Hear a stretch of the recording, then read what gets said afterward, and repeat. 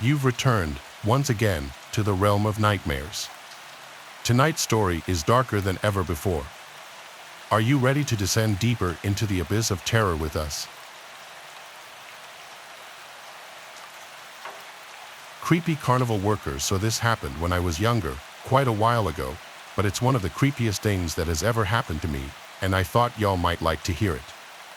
Anyways, I was probably about 10 or 11 years old, and my mom dropped me and my younger brother off at this little carnival thing in the supermarket parking lot. I don't know if they really do stuff like that anymore, but they used to set up smaller carnivals with maybe like 10 rides and a couple of food vendors. Anyways, we had been there for maybe an hour, and I noticed that this guy had been watching us for a while. Then I realized that he was sort of following us around to the different rides. I figured he was one of the workers since he was wearing a carnival hat and his clothes were pretty much the same colors as the other people working there. I would look around and spot him watching us from a couple of rides over or standing next to one of the food stands. Now, I don't want to be rude, but this guy had the creepiest freaking face. One of his eyes looked like it had been swallowed up by this huge swollen eyelid. He had these chapped lips that looked like they were bleeding in places, and he just kept following us around for like 30 minutes, mumbling to himself and staring. After a while, I decided that we should leave and find a way to call my mom. As we were about to leave the carnival area, literally about to walk through the exit, this guy hollers to both of us and grabs my brother's shoulder to pull him back in. He started telling us that we're too young to be there alone and asking where our parents are. I mean, I was young, but there were tons of kids there even younger than us without their parents. He pulled us off to the side area between two rides and pushed us behind him, then just stood guard in front of us like that. I kept asking to use a phone to call my mother since I was still hoping it was actually about us being too young to be there by ourselves. Finally, he gives me this phone that obviously has no SIM card in it or something because it just displays that error message that old phones used to have. I kept begging him to let us go, and he kept muttering, "No, we're going to take you somewhere real safe, real safe." Then he starts laughing and asked if my mom had picked up, which obviously not, and saying he's going to have to take us himself since there's no one else to take us, whatever that he had planned. Finally, we see another worker walking by and I yell to her if I can use her phone. The guy immediately freezes and then just starts walking away like nothing happened. I explained to the woman what had happened and she just looked really confused and kind of worried. I didn't find out until a couple years later, but I guess she told my mom that she didn't think the guy even worked there, that she had never seen him before in her time working. So that happened.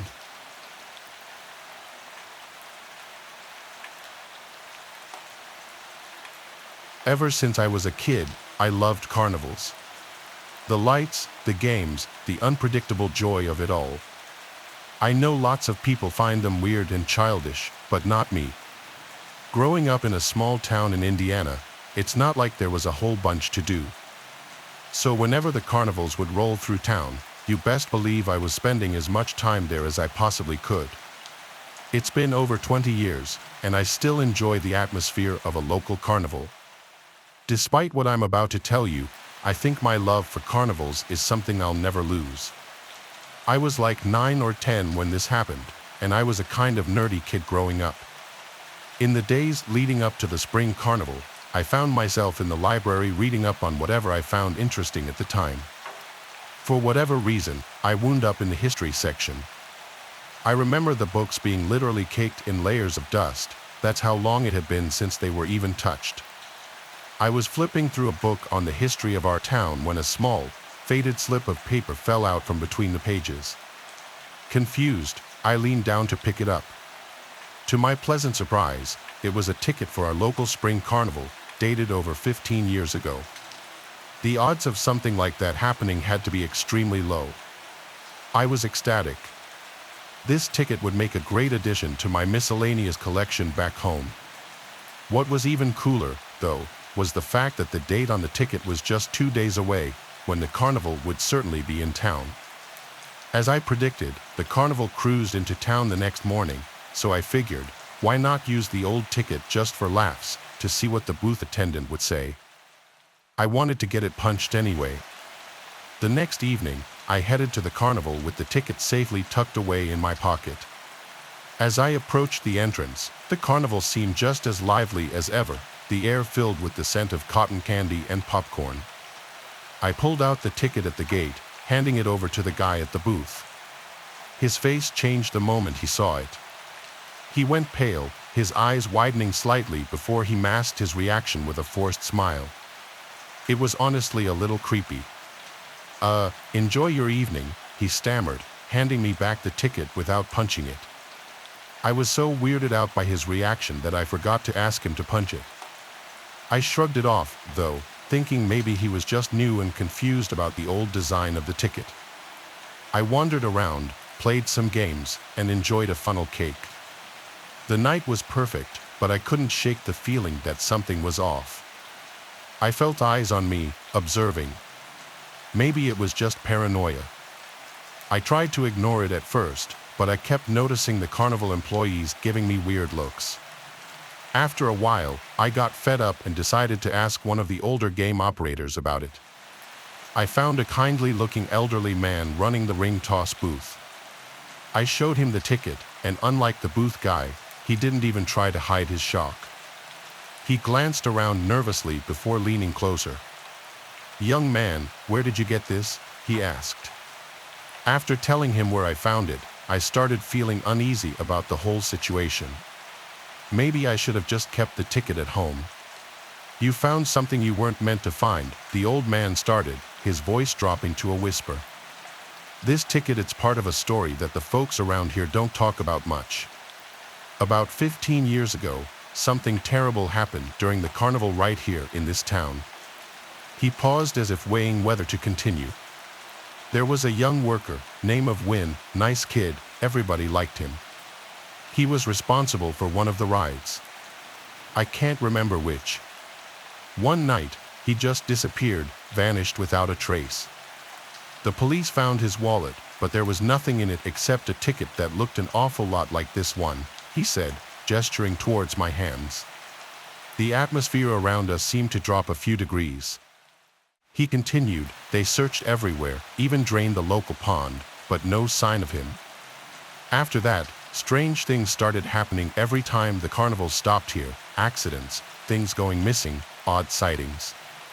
People said it was when trying to come back, or something worse that took him. I could feel a chill running down my spine, but a part of me was skeptical." "And you believe that?" I asked. The old man shrugged. "I've seen enough to keep an open mind. But the point is, the ticket you found might stir things up. It's best you get rid of it. Leave it here." He then motioned for me to give it to him, but I was reluctant. I looked down at it, reading it over again as if there was some kind of secret I was missing. How could a ticket be the cause of all that? I questioned, still not fully buying it. The look in his eye got darker, his tone switched almost as if he were angry. "Give it here," he told me, almost in a growl. I considered it but concluded that some stupid story wasn't worth giving up such a cool souvenir. I told him no, and he actually sprung up with a quickness that startled me. He reached for the ticket, his fingers grazing my hand. I jerked back instinctively, clutching the ticket tighter. The old man's expression morphed into something desperate, almost predatory. "You don't understand," he hissed, his eyes darting around as if expecting something or someone to emerge from the shadows. I backed away towards the tense exit, my heart pounding. "I think I should go," I stammered, turning to lose myself in the crowd. Behind me, I could hear his calls, a mix of pleading and warning. I didn't care what he was saying, though. I let the bustling crowd around me drown his voice out. My mind was racing, not even about the ticket, but more so his aggressive reaction. The joy of the carnival had been spoiled. I left earlier than planned, the ticket burning a hole in my pocket. Over the next few days, my luck seemed to turn sharply.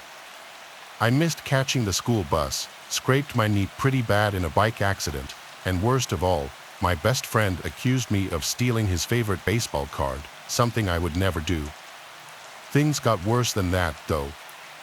I remember coming home one night to my mother in tears after losing her job. My brother broke his leg skateboarding the next week, and our beloved family pet, Bean, also passed away a few days after that. It was like a dark cloud had settled over me since that night at the carnival. I couldn't help but remember the old man's warning about the ticket stirring things up. It seemed ridiculous, but then again, so was the string of bad luck that followed me. My dad laughed when I told him about my theory. He told me that there was no such thing as ghosts and that I shouldn't be so superstitious.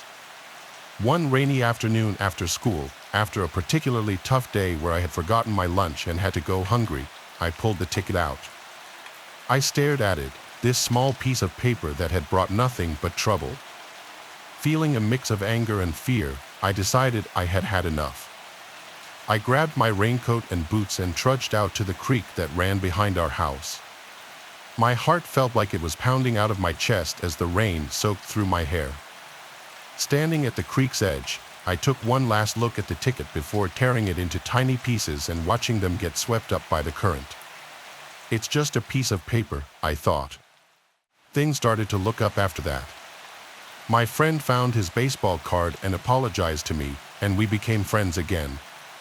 I didn't miss the bus a single time that school year. My mom got a better job in the next couple of days.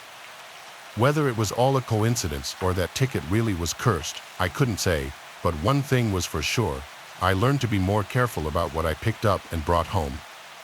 I don't believe in the supernatural, even after all this stuff happened to me. My parents liked telling me that I imagined everything because I was so young. It's still hard to fully explain it, but I've long since accepted it as one of those weird coincidences that you just can't explain.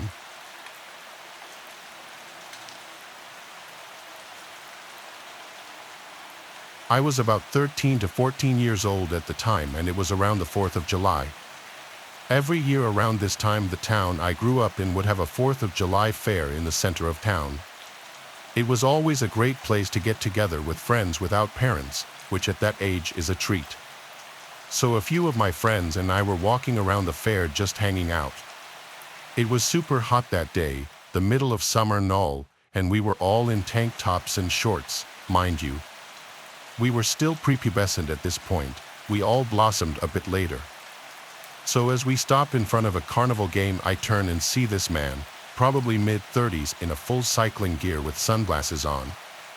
Not weird, there's plenty of cycling enthusiasts in our town. The thing that grabbed my attention, however, was that his hand was down his pants. Me being a naive 13-year-old girl at the time, I laughed and just thought he was adjusting his tight biker shorts or something. As we walked away, I whispered to my friends to check out the guy fixing his shorts, and they looked and also found it funny. We carried on with our day and forgot about the man.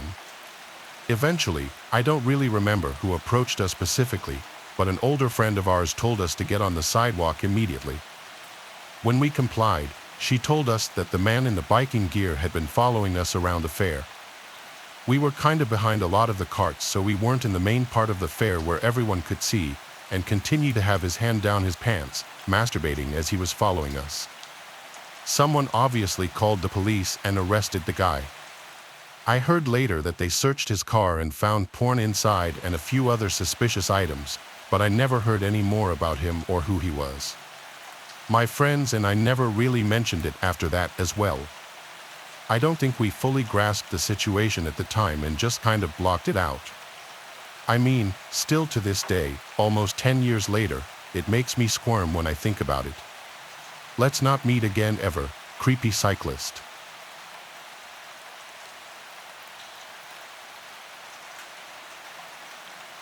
Far from civilization, nestled deep within a remote valley, flowed a river teeming with life and death in equal measure.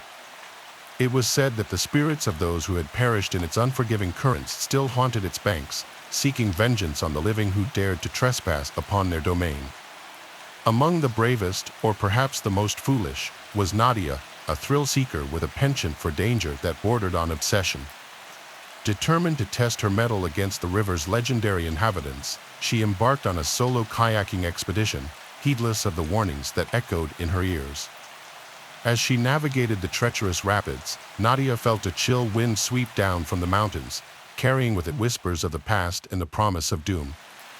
Ignoring the sense of unease that gnawed at her insides, she pressed on, her heart pounding with a mixture of fear and excitement. But as she rounded a bend in the river, she was greeted by a sight that froze the blood in her veins. A spectral figure, pale and ethereal, drifted silently upon the water's surface, its eyes glowing with an otherworldly light, fixated upon Nadia with a hunger that sent shivers down her spine. Paralyzed with terror, she watched as the figure drew nearer, its form twisting and contorting with each passing moment. And then, with a sudden burst of speed, it lunged forward, its icy fingers closing around Nadia's throat with a grip that stole the very breath from her lungs. Gasping for air, she fought against the spectral assailant, her paddle swinging wildly as she struggled to break free. But the spirit's grasp was unyielding, its grip tightening with each passing second until Nadia could feel her consciousness slipping away. Just when all seemed lost, a blinding light pierced the darkness, driving back the specter with a force that sent it shrieking into the night. Blinking away tears of relief, Nadia found herself face to face with a figure bathed in radiant light, a guardian spirit come to her aid in her hour of need. With a gentle touch, the spirit guided Nadia to safety, its presence warding off the malevolent forces that lurked within the river's depths. And as she emerged from the water, shaken but alive, she knew that she would never again tempt fate in the haunted waters that lay beyond.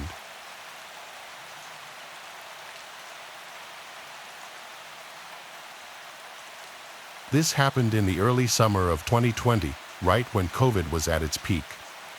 I'm sure most of you can relate to staying at home during quarantine and not being able to go out. With the constant boredom of staying locked away inside of my house, I decided to take a day for a fishing trip. My name is Edgar. I'm 17 years old now, but the events that I'm about to tell you happened about 5 years ago. It started with me and my grandfather Richard.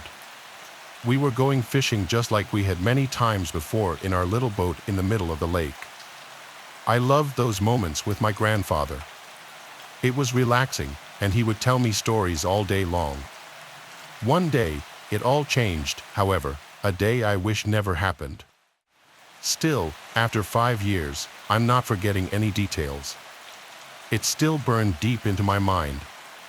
It started out normal enough. We gathered our fishing gear, got it in the back of our truck, and hopped in. We headed out for the lake, and the drive went by smoothly.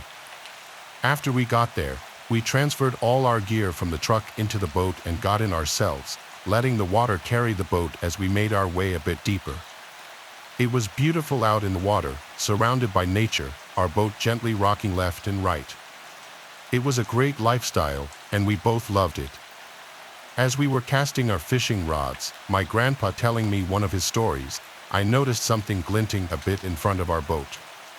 I pointed it out to my grandfather, who decided to try and fish it out. Maybe it was a necklace or something, and we thought that it would be cool if we found something like that in the water. As my grandfather cast his line and started to roll it back, I could see he didn't catch the shiny object.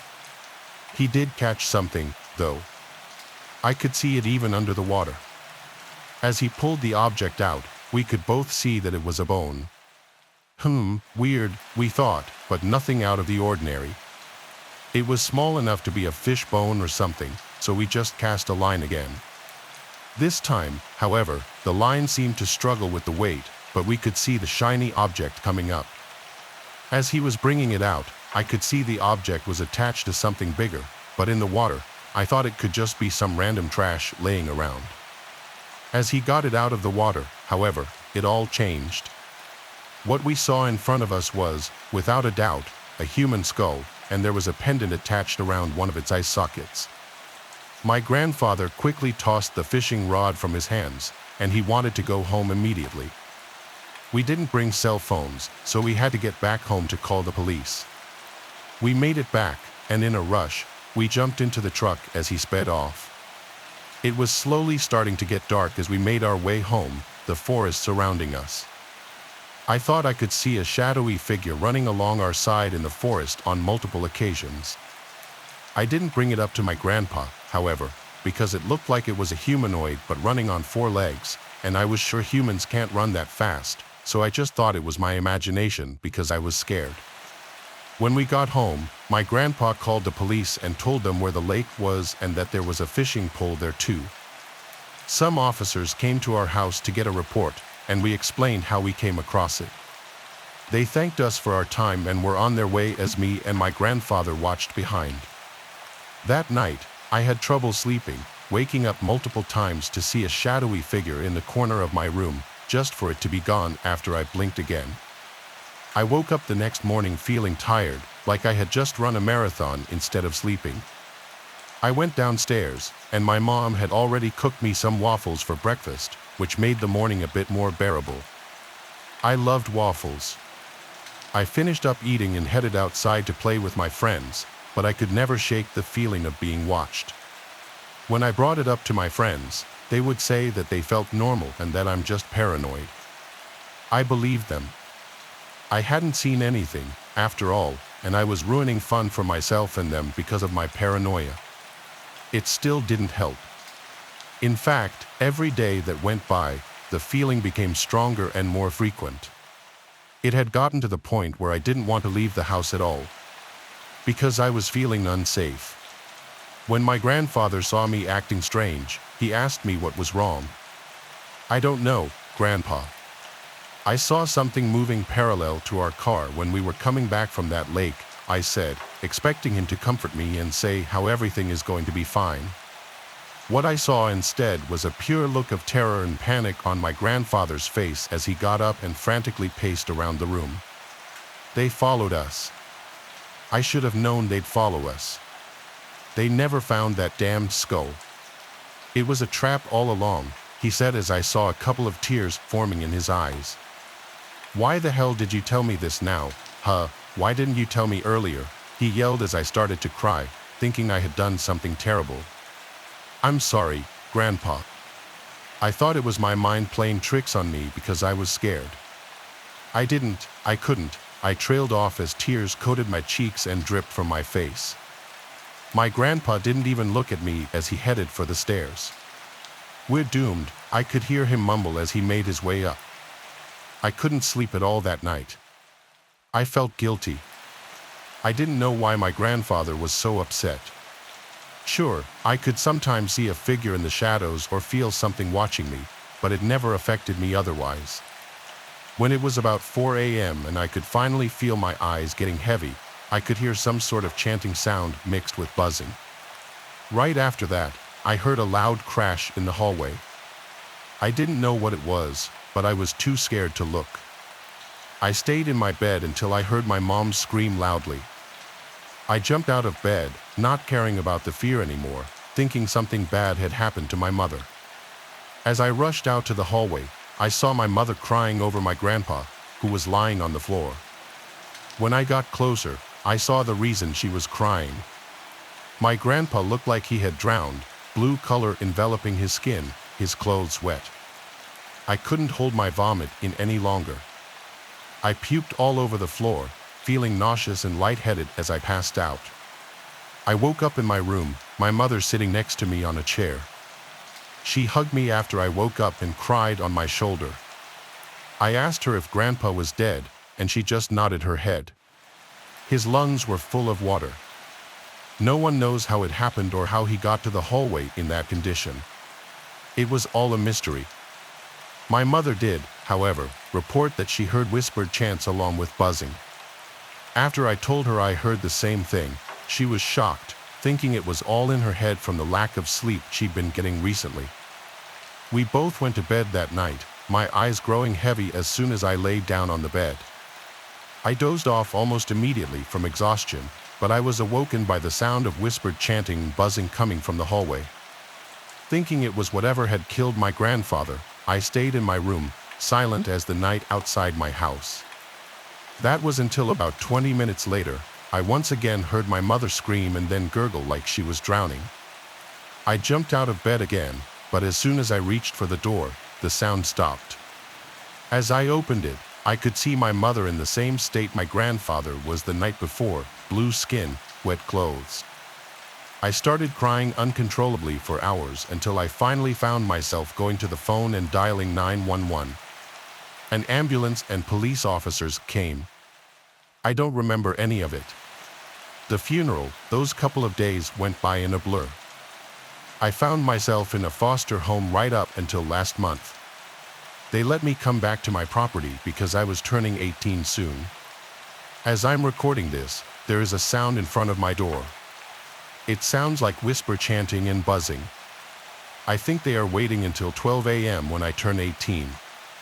This is probably my last day here, and I wanted to post this as a warning to everyone. If there is a shiny object in the water while you're fishing, turn around and go home. It's not worth it. I live in South Florida, a place where it's notorious to go fishing. My state was still on lockdown, but I didn't care. I drove about an hour's drive away to Key West and went under a bridge to where I was sure I would get a decent catch. The waves were a little rough, but it didn't matter. Fast forward to about 30 minutes later, I'm still fishing, waiting for a bite. I look to my left and see what appeared to be a blue tarp setup behind one of the pillars of the bridge. I thought nothing of it, but for whatever reason, I looked back and saw a man standing there looking at me. To be honest, he kind of startled me as I jumped a little bit and nodded my head as a hello. However, he didn't seem to acknowledge my greeting as he kept staring at me with this blank expression I couldn't even describe. By the looks of it, he looked homeless, worn, torn clothes and had a full-on white beard, kind of like what you would picture as your typical old fisherman. What made me unsettled, however, was that his right hand was always behind his back. I pretended to concentrate on fishing, but I could still feel his gaze looking at me. Suddenly, he then jumps into the water and is swimming directly toward me. Even with the rough waves and the current from under the bridge, he was extremely fast. I was out from under that bridge in less than 15 seconds and got in my car with my foot glued to the gas pedal. I also left my stuff behind as, obviously, my life was more worth saving than that. I drove about a few miles where I stopped at a gas station for a snack and then proceeded to go home. What that man was going to do to me or what he wanted, I don't know. I assumed he was probably a dangerous homeless person who didn't like people near where he lived. The next day, I drove back to the bridge and tried to get my stuff, only to find it gone. Not only that, but the blue tarp and the man were also gone. Nothing was left except for an old hunting knife left on one of the platforms where the pillars were held up. After seeing it, I knew that's probably what he was hiding behind his back.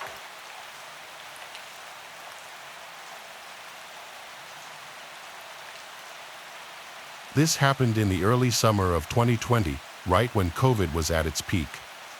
I'm sure most of you can relate to staying at home during quarantine and not being able to go out.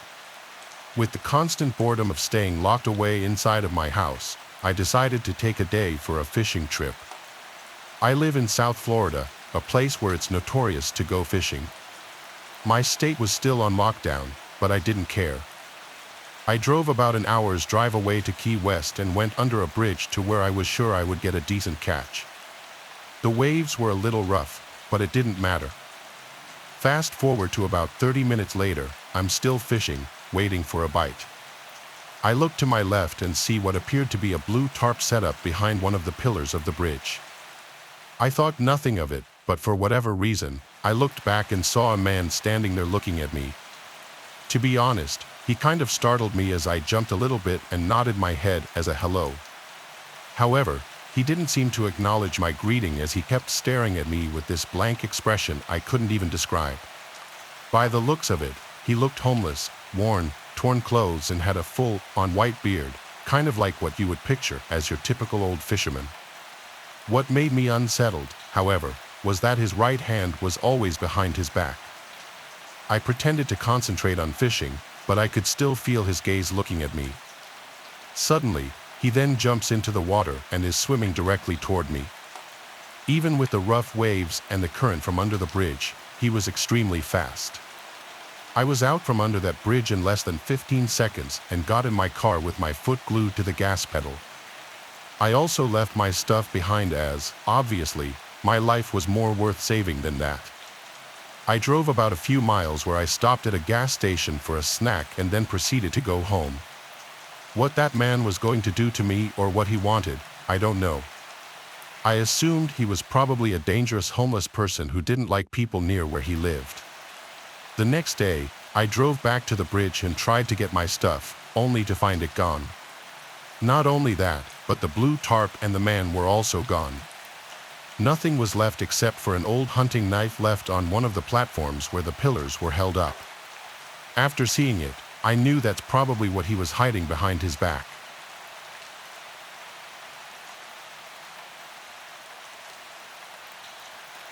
This was like 15 years ago now. When I was a kid, I was with my best friend Conal at some abandoned family resort or bungalow colony type place in New York. It was off a main road and then down a private dirt path driveway entrance. It was a rather large property with a bunch of old abandoned buildings, including at least 10 small bungalows, a main hall, a few bathroom stations, and an indoor pool house. Along with that, there was an outdoor pool, a shuffleboard area, and a kids' playground. Everything was old, run down, and with tall, overgrown grass growing over it. We found this place accidentally one time walking down Route 209, but we didn't explore it that day. We came back another night. By the time we went, it was past sunset. The sun was kissing the sky goodnight. It was getting very dark, but we didn't want to come during the day in fear of getting caught and charged with trespassing. We brought along walkie-talkies and flashlights to communicate with each other when we'd split up. We started looking around the bungalows together. Most of them looked the same and were relatively small, 1 or 2 beds each, a small kitchen, and 1 bathroom each. Some of them had these little living room areas.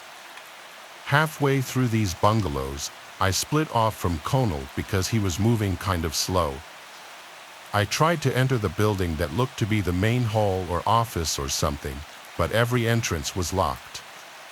I walkie-talkied Conal to tell him that the big building was locked, but he didn't walkie-talkie back. I wondered if I was out of range from where he was. 2 minutes later, I found myself at one of the 2 bathroom buildings. It was probably a 400 square foot building. There were no doors to the building, though. It was unusual. It just had 2 big openings, one for the men's room, one for the women's room. I remember the signs being faded and worn out looking. Then, I saw these red tracks on the dirty old concrete bathroom floor.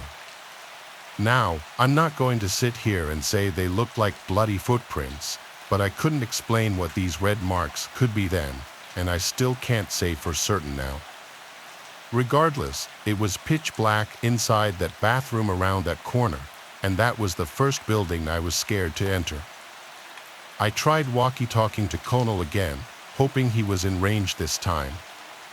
I pressed the button on the walkie and said, "Yo, where are you?" When I let go, I heard the beep sound that the receiving walkie makes after getting a message from inside the bathroom. It gave me a near heart attack. Then, I thought Conal must already be in there, hence the red-looking footsteps. I called his name, and it echoed into the bathroom. I was actually about to step into the bathroom, thinking he was hiding from me, pranking me, when I heard Conal's voice call out from the distance behind me. Outside in the darkness of the night, I heard him getting closer. I couldn't see him in the dark, but he obviously saw my light, so I yelled back, "I found your walkie-talkie." I started stepping into the bathroom, but then he said back, "Don't go in there." I never went in there. This is when I turned around and hurried right out of there. I pressed and released the talk button really quick on my walkie, causing the beep again from inside that pitch-black women's room. Conal and I looked at each other for half a second and then began dashing in the direction we came. We made it back to Route 209 and had to stop to catch our breaths. This is when Conal told me that inside one of the bungalows he went into, he tried walkie-talking me, but I wasn't answering, meaning we must have been out of range. But then he heard a noise from the living area of the bungalow. As he turned around, his flashlight revealed an older woman almost running towards him. He dropped his walkie-talkie and flashlight and ran out from the bungalow. He ran in the dark and hid, refraining from making noise in fear of being followed. He hid for a questionable amount of time before looking around and seeing my flashlight across the field over at the bathrooms. The most likely explanation to me was that some cracked-out drug addict was hiding or living in that abandoned bungalow. For whatever reason, she lunged at Conal and picked up his walkie-talkie. What she was doing in that bathroom, who knows? Maybe drugs, maybe the bathroom in the bungalow didn't work. But what I don't know is why there was a trail of what looked like blood in there. Those are my theories, but I can't explain all of it away, and that's the scariest part.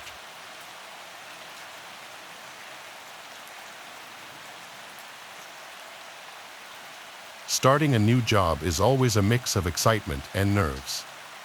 When I landed a summer job at a local carnival in downtown LA, I was just looking for some extra cash before my senior year of college started in the fall. The carnival was a typical setup with rides, games, and food stands, but its main attraction was the fun house, which doubled as a haunted house after dark. It was actually a solid structure that I think used to be some old guy's mansion or something. I was assigned to manage the fun house, which was a favorite among the carnival goers. It seemed simple enough: guide the guests in, ensure they have a fun, safe time, and observe them leave. At first, everything seemed straightforward, but then I started noticing odd things. It started with small discrepancies. I'd count a dozen people entering, but only 11 would emerge. At first, I chalked it up to miscounting. After all, keeping track in the chaos of laughter and screams was no easy task. However, as the days passed, the numbers just didn't add up. 7 went in, 6 came out, 10 went in, 9 came out. Was I going crazy? Something was off, and I couldn't ignore it much longer. One particularly busy afternoon, a blonde girl caught my eye as she walked up to the fun house. She was drop-dead gorgeous and almost seemed out of place amidst the childlike atmosphere. She couldn't have been more than a few years older than me. I genuinely had to do a double take. I'm not a weird guy by any means, but I couldn't help but lock eyes with her for a few seconds. She smiled, handed me her ticket, and I directed her into the attraction. After she disappeared into the darkness, I went back to my duties. Time ticked by, and I watched attentively as people entered and exited, sometimes asking me questions and whatnot. Admittedly, I was paying a little more attention to the guests that night, as I wanted to see that girl as she left and maybe work up the courage to talk to her. Pretty soon, I started picking up on the fact that groups of people who had entered after her were beginning to emerge. A few more minutes passed, and I started getting worried. She should have been out by now. Compelled by genuine concern, I decided to abandon my post for a few minutes and go looking for her. I stepped inside and locked the entrance door. I began investigating, navigating the dimly lit rooms and narrow corridors. I moved through the house until I came across something I had noticed during my initial walkthrough, a barely noticeable seam in the wall. I'm not really sure what I was expecting, but curiosity got the best of me. I pressed against the seam, and I heard a distinct click. I played around with it some more, and my jaw nearly hit the floor when I realized it was a hidden door. It swung open slowly, revealing a pitch-black hallway. I stood there in shock. What in the world was this doing here? I was definitely going to have a long conversation with my boss about this. I walked into the hallway with my phone's flashlight guiding the way. I didn't have much brain power to spend being nervous because I was still so shocked about the whole situation. I got to the end of the passage and found another door. I flung it open, and to my surprise, it was a concealed exit that led back to the carnival grounds. I breathed a sigh of relief as this discovery proved I wasn't going crazy. All those people I had noticed leaving the attraction had probably stumbled across that secret door by accident and assumed it was the correct way to go. As I walked back the way I had come, I couldn't help but feel a little bummed out that I wasn't going to get the chance to talk to that girl. I'm not sure what came over me, but I decided to keep exploring the funhouse instead of returning to my post. I think a part of me just wanted a few extra minutes of this impromptu break I was taking. I walked through a couple more rooms, and that's when I noticed it. On one of the walls was another faint seam identical to the first one I had seen. I again played with it until it clicked and swung open. I could immediately tell this one was very different. The putrid smell was the first thing I noticed. More concerning, though, was the fact that there was no corridor in this one, but a ladder. A ladder that led downwards. I was more confused than anything. This door was on the ground floor, and I was told specifically that this place didn't have a basement. I debated climbing down, but I just felt awful about the prospect that the girl might be down there. So, against my instincts, I began the descent. The smell only got worse as I climbed down into the darkness. I was expecting to find a basement, but what I found instead was far, far worse. I got to the bottom and pulled out my phone's flashlight. I was frozen in shock. I was literally standing in a tunnel that extended into the darkness. There was literally no way that this was part of the house above. The rational part of my brain screamed to turn back, to forget about it, but the mystery was too compelling. I ventured further, being careful not to make any noise. The walls were damp, and the tunnel was completely silent. As I explored, my flashlight beam fell on something unexpected. A white glittery purse was sitting in the middle of the corridor. I picked it up, turning it over in my hands. It looked familiar, and then it hit me. It was that girl's purse. I was sure of it. I started to panic. Was she really down here? I doubted there was any way a rational person could find this tunnel and not turn around, but the proof was literally in my hands. My mind started racing. Was she hurt? Lost? And then a more terrifying thought hit me, was she alone? I didn't feel safe anymore, but I was in too deep. Violating every survival instinct I had, I yelled out into the tunnel for that girl. I waited. Nothing. I was just about to shout again when I heard the sound of rapid footsteps echoing through the tunnels. My first instinct was to run. I had every reason to believe whoever was running toward me was hostile. I turned around and bolted back to the ladder. I got halfway up and slipped, falling back to the bottom. The footsteps were basically right on top of me now. I knew I was done for. I braced myself for a fight, and then a voice rang out, a girl's voice. Her voice. She gasped, clutching her side as if in pain. I yelled at her to climb up, but she insisted that I follow her back into the darkness. For some reason, I told her there was no chance I was doing that and basically forced her up the ladder. We got to the top, and I slammed the door shut. I asked her how in the world she ended up down there, and she couldn't really give me a straight answer. She kept saying she didn't really remember how it happened, just that she suddenly realized she was underground. She said she started hearing things moving in the dark and that there were voices calling to her. I didn't know how to process this. I asked her if someone had guided her down there, and she said she didn't remember. The weirdest thing about her story was that she was looking at me with this blank stare that genuinely freaked me out. I basically interrogated her about why she told me to stay down there, but she didn't answer. I had had enough. I wanted to get as far away from this person as possible. I called the police, but she opted to leave the fun house before they got there. I never saw her again. The police investigated, and what they found was actually insane. Apparently, this house had been some sort of safe house during Prohibition in the 1920s. As such, it had a bunch of secret passageways that led to a section of the underground Prohibition tunnels that hadn't been discovered. The owner claimed he had no idea about the house's history, but I was skeptical. I quit my job and got as far away from there as possible. I still have so many questions. Did the owner know about this? Was that girl almost kidnapped? Had someone knocked her out and taken her down there or something? Was she part of the whole thing?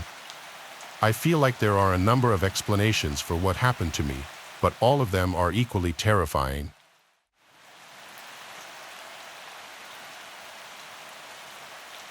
The woman in the wedding dress. I'm a 25-year-old female with a 15-year-old brother and have lived in Queens, New York my whole life. 10 years ago, for those too lazy to do math, I was 15 and my brother was 5. I decided to take my brother to a massive street fair on a main street that stretched very far. The street was shut down. There were some scattered officers of the law, and everything else was street vendors and some awesomely shitty little carnival rides for kids. A group of my friends joined us. In total, there were 10 of us. After having a fun-filled day and introducing my brother to the deep-fried goodness of Zeppels and whatnot, we went to a pizzeria right by the fair. The place wasn't wide but was long. The booths that lined the wall on the right sat 3 people on each side. Then there was a narrow aisle and booths that sat 2 people on each side on the right. Being a half-decent big sister, I had my brother in the 6-seater booth in between me and a friend. This is where things start to get kind of creepy. In walks a man and woman who genuinely looked like they did way too many drugs.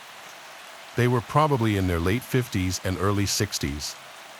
We wouldn't have noticed them if it wasn't for the fact that the woman was wearing a wedding dress, long sleeves, puffy at the shoulders, and long but sort of form-fitting in a way. This dress, however, must have once been white but was now yellowed with age and very dirty. She sat with the man parallel to our booth, our other friends sitting behind them, and a young couple with their 3 to 4-year-old daughter in front. The woman looked around, spotted my brother, and began to talk to him. "You're adorable. How'd you like to come home with me?" My brother has always been a bright kid and ignored her, eating his pizza. "Come on, little boy, you don't want to be around these teens." I nicely turned my face to the lady and asked her politely to leave us alone. She stood up and came to our table, trying to reach over to touch my brother. My friend stood up and blocked her. She went and sat down and started harassing the young couple and their daughter. After about 10 minutes, my brother announced he had to go to the bathroom. When my brother stood up and headed for the bathroom, 5 steps away, the woman asked him if he'd like her to help. At this point, I told her to get lost and leave my brother alone. She tried to push past me and rush to my brother in the bathroom, but another friend was standing in front of the door, basically guarding him. She cursed me out and sat down. As soon as he came out, I picked him up and carried him out. She tried to grab him from me, but there were 10 of us and 1 of her. We went to the nearest officer and told him what was up, and he ran to the pizzeria. Come to find out, she actually abducted a kid from the fair, but when the child started screaming bloody murder, she put him down and ran.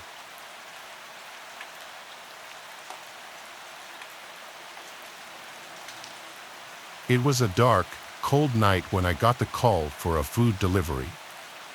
I work as a delivery driver for a small restaurant in town. This call was different. The address was far from the town, near the forest. I had never delivered food to that area before. I put the food in my car and started driving. The road was long and empty. There were no streetlights, only the headlights of my car cutting through the darkness.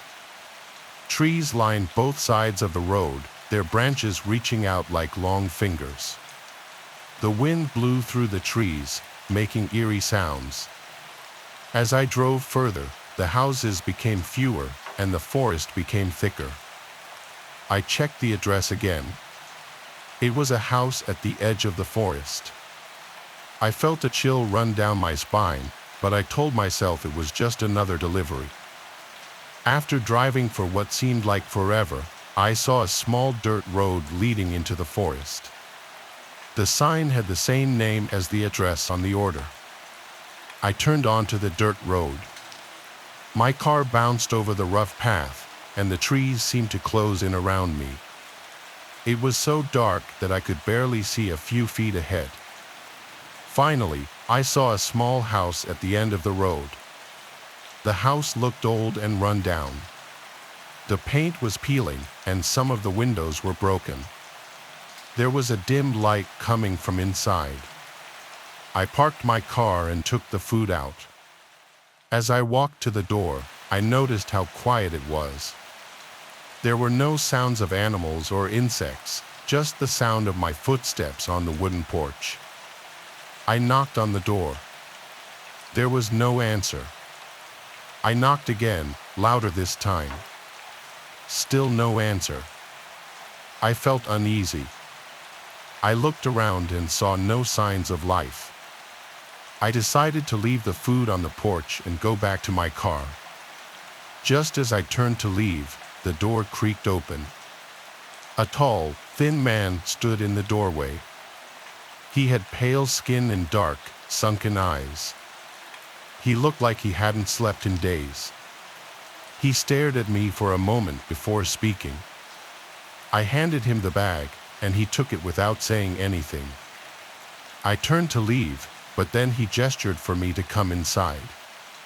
I didn't want to go inside, but something in his eyes made it hard to refuse.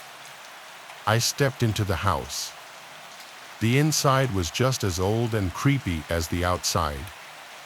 The walls were covered in old wallpaper, and the furniture was covered in dust. The air smelled damp and musty. I sat down in a chair in the corner. The man disappeared into another room. I heard him talking to someone, but I couldn't make out the words. After a few minutes, he came back with another person. It was a woman, just as pale and tired-looking as the man. They watched me closely as I sat there. The silence was heavy, pressing down on me. I wanted to leave, but my legs felt like they were made of lead. They offered me some tea, which I accepted. The tea was bitter, and I struggled to finish it. They kept watching me, their eyes never leaving my face. I asked how long they had lived there. The man started talking about the house in the forest. His voice was low and monotone, and I found it hard to concentrate on his words. The woman just nodded along, her eyes never blinking. The longer I sat there, the more uneasy I felt. I noticed strange things about the room. There were old photographs on the walls, but the faces were blurred and hard to see. The furniture looked like it hadn't been moved in years. There was a heavy, oppressive feeling in the air. I tried to stand up, but my legs wouldn't move. My heart started to race. I looked at the man and the woman, but they just stared back at me with blank expressions. I felt a wave of dizziness wash over me. The room started to spin, and the edges of my vision began to blur. Suddenly, everything went black. When I woke up, I was lying on the cold, hard floor. The room was dark, and the only light came from a small flickering candle in the corner. The man and the woman were gone. I struggled to my feet, my head pounding. I felt weak and disoriented. I stumbled towards the door, my heart racing. The door was closed but not locked. I pushed it open and stepped out into the cold night air. The forest was dark and silent. I made my way back to my car, my legs feeling like they could give out at any moment. I got into my car and started the engine. The headlights cut through the darkness, and I drove back down the dirt road. I didn't look back at the house. I just wanted to get as far away from there as possible. As I drove back to town, I couldn't shake the feeling of unease. I kept checking the rearview mirror, half expecting to see the man and the woman following me. The road seemed longer on the way back, and every shadow looked like it was hiding something. When I finally reached town, I parked the car and sat there for a moment, trying to calm my racing heart. I told myself it was just a strange, creepy experience, but deep down, I knew something was very wrong with that house in the forest. I never took another delivery to that area again. The memory of that night still haunts me, and sometimes, when I'm alone in the dark, I can still feel their eyes watching me.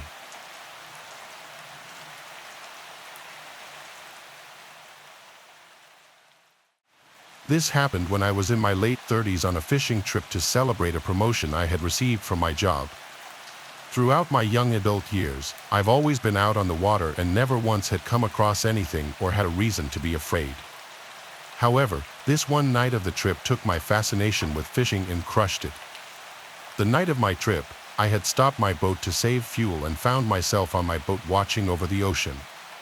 It was a quiet and calm night, and there was no land for miles, just the sound of the calm waves hitting the boat. So there I was, sitting on top of my boat somewhere in the mid-Atlantic, when I saw something. I got out my binoculars, and with the light from the moon, I was able to see something bobbing along the water. Because of how dark it was too difficult to see just what it was. My first thought was to get my wife, who was sleeping, but I didn't want to wake her. The closer it got, I then made it out to be a raft of some type, tied together with bamboo and a tarp strapped to it. Upon this raft was not a single soul. The chances of coming across a raft this far out at sea were small enough. In this part of the ocean, the scary part about this was thinking about the person or people who once sailed that raft, why they sailed, and how they met their fate. That is what stuck with me.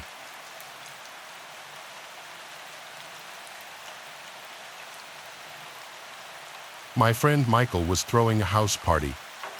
I arrived early to help set things up. I secured a spot to sleep in his parents' room, meaning I could drive to the party and drink without having to worry about driving home. His parents obviously weren't home for the night. Most of our close friends in our friend group came, plus a bunch of Michael's friends who I didn't know. The party was fun. At midnight, everyone screamed Happy New Year and cheered their drinks. After that, people slowly started circulating out, and the party started to quiet down as people went to either other parties, bars, or home. The later the night got, the more it became just the closer friends staying behind, until it just turned into a chill drinking session in the living room. This went on late into the night. It was likely 2:40 a.m. when the last of everyone who wasn't sleeping at Michael's house was gone. As it quieted down, we started hearing this occasional sound. At first, we didn't know what it was, but it soon started to sound like a creaking sound. It was dismissed as a sound from the fridge or something at first, which I know sounds stupid, but house appliances often make weird noises. It was just Michael, me, and Lloyd. Lloyd was falling asleep on the couch already. It was reaching that time where we were just going to go to sleep. However, eventually, we got so bothered by the noise that we had to search. We went to the kitchen, and it wasn't coming from in there. We realized when we were close to the basement door that it was coming from downstairs. Michael opened the door, and we heard this creaking sound.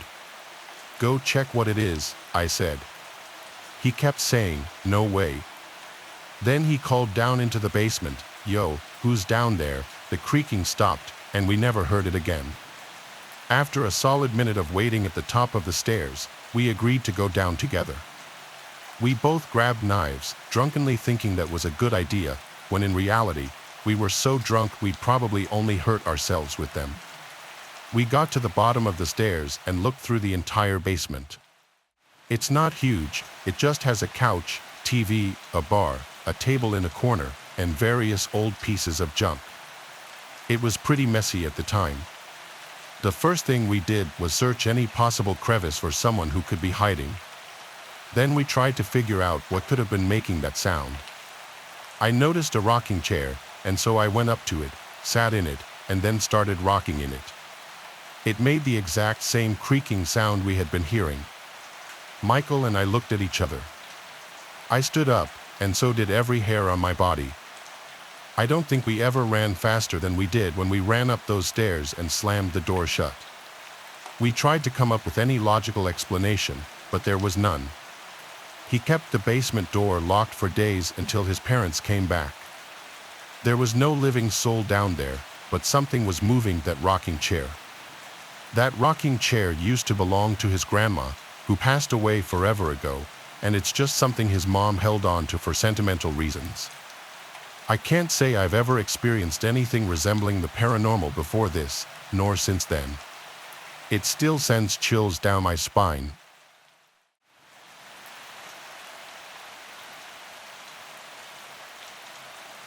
Out upon the open sea, where the horizon stretches on forever and the depths conceal untold secrets, sailed the trawler-cursed Endeavor, a vessel steeped in legend and whispered tales of woe. For generations, it had plied the waters in search of riches untold, its crew bound by a dark pact that none dared to break. Among those who called the cursed trawler home was Captain Drake, a weathered seafarer with a haunted look in his eyes and a past shrouded in mystery. For years, he had served as master of the ship, guiding her through storms and tempests with a skill that bordered on the supernatural. But as the years wore on, the crew began to whisper of strange happenings aboard the trawler, whispers of voices in the night, of shadows that moved of their own accord, and of a curse that had followed them across the seven seas. Undeterred by such tales, Captain Drake pressed on, determined to uncover the truth behind the curse that plagued his ship. But with each passing day, the supernatural occurrences grew more frequent and more terrifying, until even the bravest among them trembled at the thought of what lurked in the darkness below. It was on a moonless night, with the wind howling and the waves crashing against the hull, that the curse finally revealed its true form. As the crew gathered on deck, their faces pale with fear, a monstrous shape rose from the depths, its eyes burning with a hatred that chilled the soul. With a deafening roar, the creature lashed out, its tentacles snaking across the deck with deadly precision. Panic ensued as the crew fought for their lives, their screams lost in the fury of the storm that raged around them. But amidst the chaos, Captain Drake stood firm, his eyes blazing with a determination born of desperation. With a mighty roar, he rallied his crew, leading them in a final desperate assault against the creature that threatened to drag them all to a watery grave. And as dawn broke over the horizon, the cursed trawler sailed on, battered but unbroken, its crew united in their victory over the darkness that had sought to claim them. For though the curse may linger still, they knew that as long as they stood together, they would never again fear the horrors that lurked beneath the waves.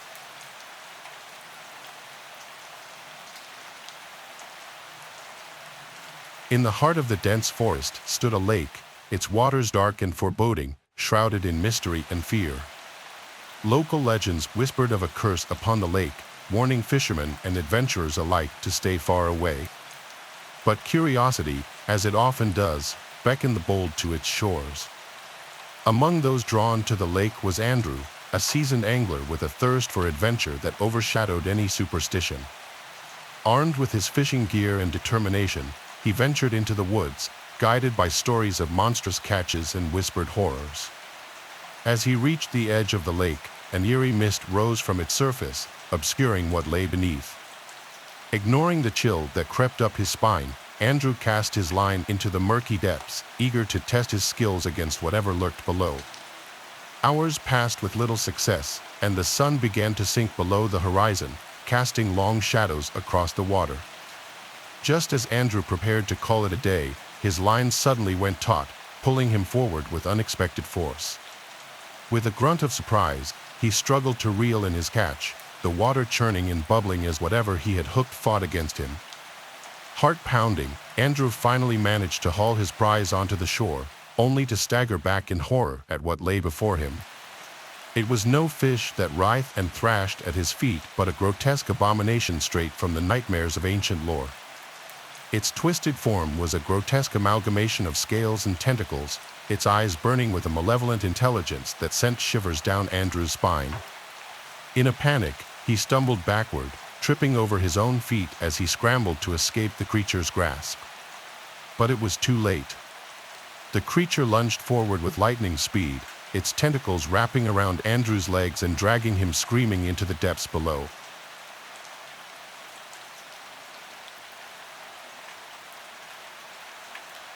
When my dad was around 50, he got an African gray. He always loved parrots his whole life, so I was happy for him to get one after his retirement. He named the bird Mango.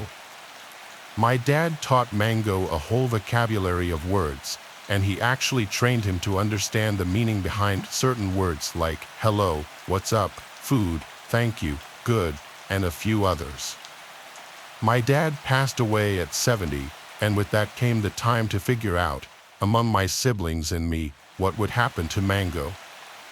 My brother and sister didn't want the responsibility of taking Mango into their homes. Plus, their spouses were against it too. But I couldn't bear the idea of giving him away to a new home. Mango was, and is, one of my last connections to my dad, in a sense, that was his best friend. So I decided I would take him into my home. I put his cage in the den of my house. My house doesn't have a basement, so the den is considered the lowest level of the house.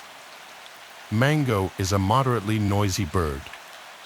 He could be a chatterbox some hours of the day, usually earlier on, but later in the day and at night, he quiets down.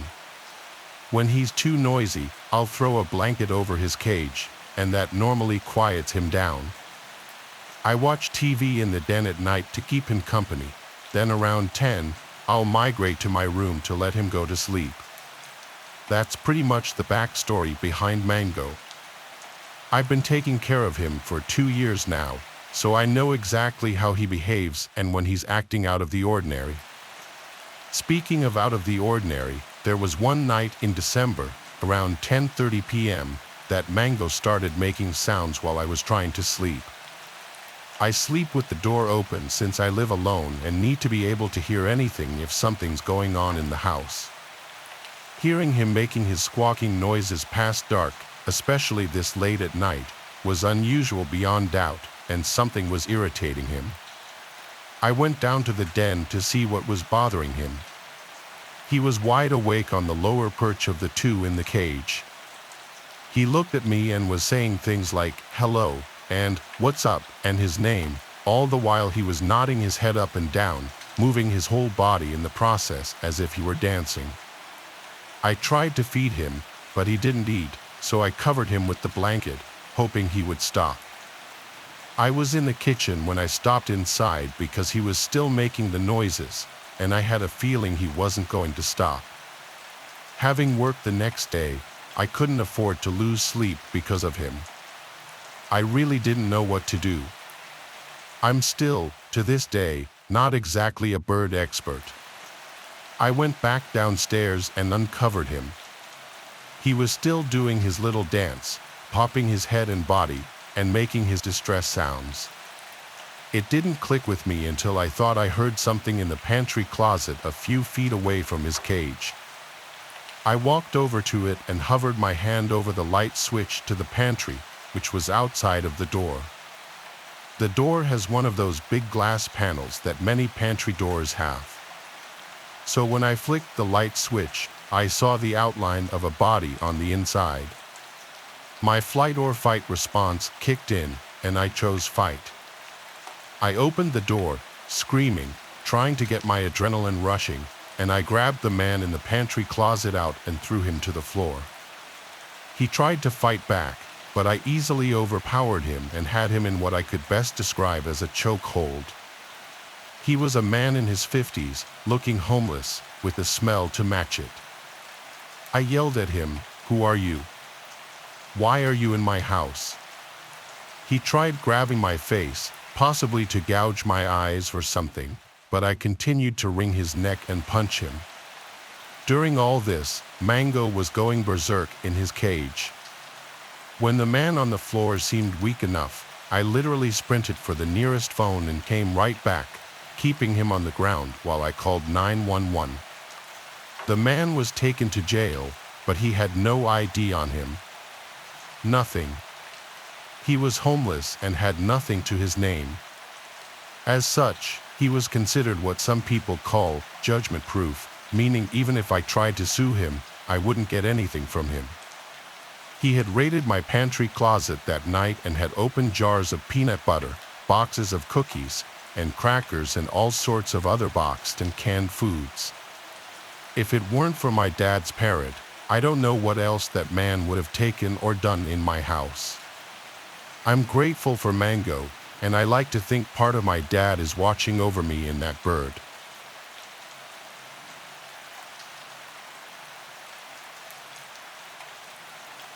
This story takes place when I was a junior in high school. For context, here's a little background information. Back in the day, I was a pretty involved student, took all the hard classes, and was in a few varsity sports. In one of these ways, I was always busy and didn't have much time for myself. Part of me was thankful for that. It provided me an escape from a world where my parents had recently parted ways and my older brother had just gone to college. It was just me and my little brother then. He also was a swimmer and a smart kid in his own right. We were really similar, even to this day, but probably because of the stress our family situation put on us at the time, we didn't get along well at all. One of those wet winter days in the Midwest, I'd put in my time at school and swim, and I still had to sit down for several hours of homework. This time, I had to write an essay for some advanced class that I wasn't really interested in. I dropped my swim bag at the door when I got home and looked around my house to see if anyone was home. Empty.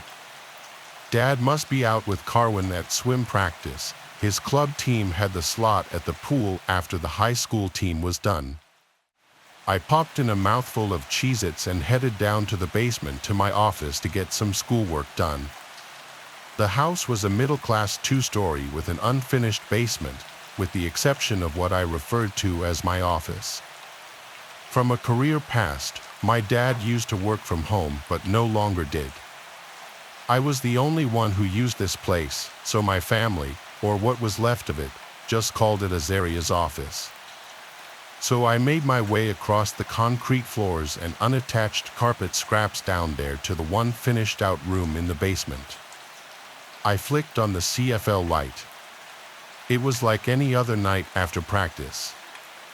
I still had hours of homework to do, so I turned on the computer and started typing away.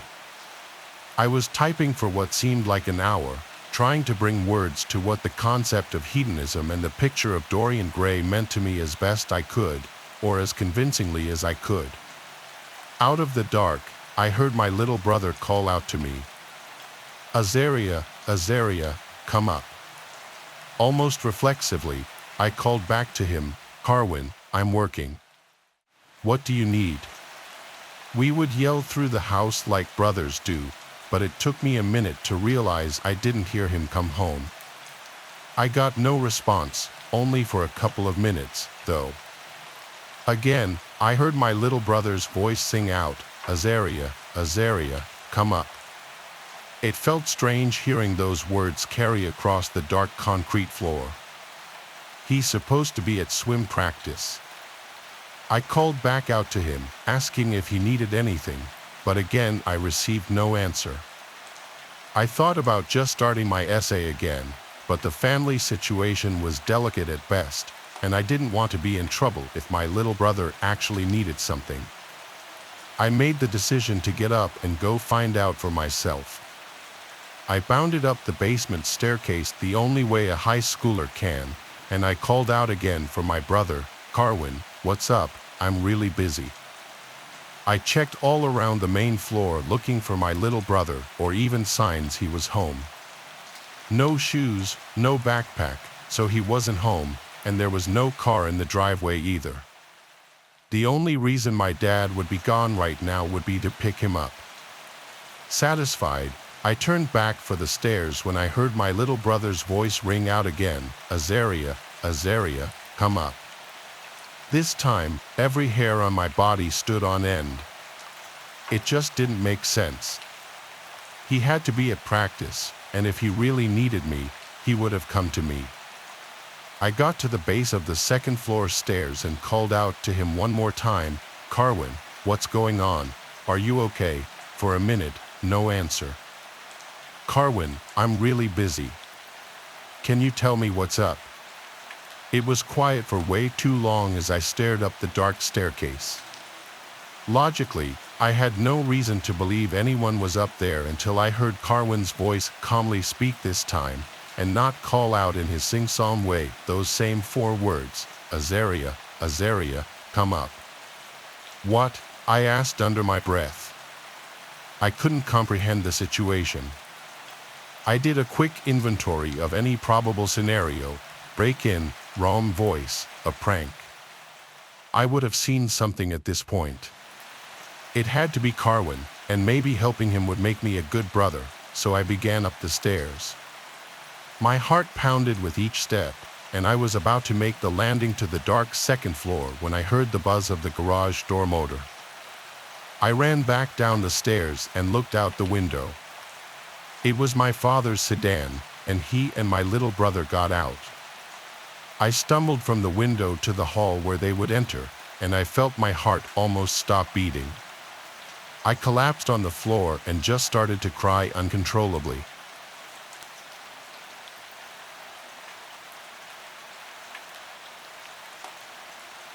It was a cold, rainy night when the stranger walked into our cafe. I had been working the late shift, trying to pass the time by wiping down tables and refilling sugar jars. The usual crowd of night owls and insomniacs were scattered around the place, each absorbed in their own world. The bell above the door jingled, signaling the arrival of a new customer. But this one was different. I looked up, and my heart skipped a beat. The man who walked in was drenched in blood. It soaked his clothes, streaked his face, and dripped from his hands onto the floor. His eyes, however, were calm and clear, as if the blood didn't bother him at all. He walked to the counter and stood there, staring at me for a moment. I couldn't move. I just stared back, my mind racing. Who was he? What had happened to him? Should I call the police? But before I could do anything, he spoke. "I'd like a coffee, please," he said, his voice steady and polite. "And a candy bar." I hesitated, my hand hovering over the phone. His request was so ordinary, so out of place given his appearance. Finally, I managed to speak. "Are you okay?" The man gave a small, almost reassuring smile. "Don't worry," he said. "It's not my blood." Those words sent a chill down my spine. If it wasn't his blood, then whose was it? I didn't dare ask. Instead, I nodded and went about making his coffee. My hands were shaking as I poured the hot liquid into a cup and handed it to him. Then I grabbed a candy bar from the display and placed it next to the coffee. "Thank you," he said, still calm and composed. He took a sip of his coffee and then picked up the candy bar. He stood there for a moment, looking around the cafe. The other customers were starting to notice him too, their conversations dying down as they took in the sight of the blood-soaked stranger. Without another word, he turned and walked out of the cafe, the bell above the door jingling. I watched him through the window as he disappeared into the night, leaving a trail of blood drops behind him. I was left standing there, my mind a whirl of confusion and fear. The rest of the night passed in a blur. I kept glancing at the door, half expecting him to come back or for the police to show up asking questions. But neither happened. The customers slowly returned to their conversations, though the atmosphere in the cafe remained tense and uneasy. When my shift finally ended, I couldn't get the stranger out of my mind. I kept replaying the scene over and over, trying to make sense of it. Who was he? Where had he come from? And whose blood had he been covered in? The next day, I scoured the news for any reports of violence or missing persons, but there was nothing. It was as if the man had vanished into thin air, leaving no trace behind. The only evidence that he had ever been in the cafe was the bloodstains on the floor, which I had scrubbed away as best I could. As the days turned into weeks, the memory of the blood-soaked stranger began to fade, though it never completely left me. I started to wonder if I had imagined the whole thing.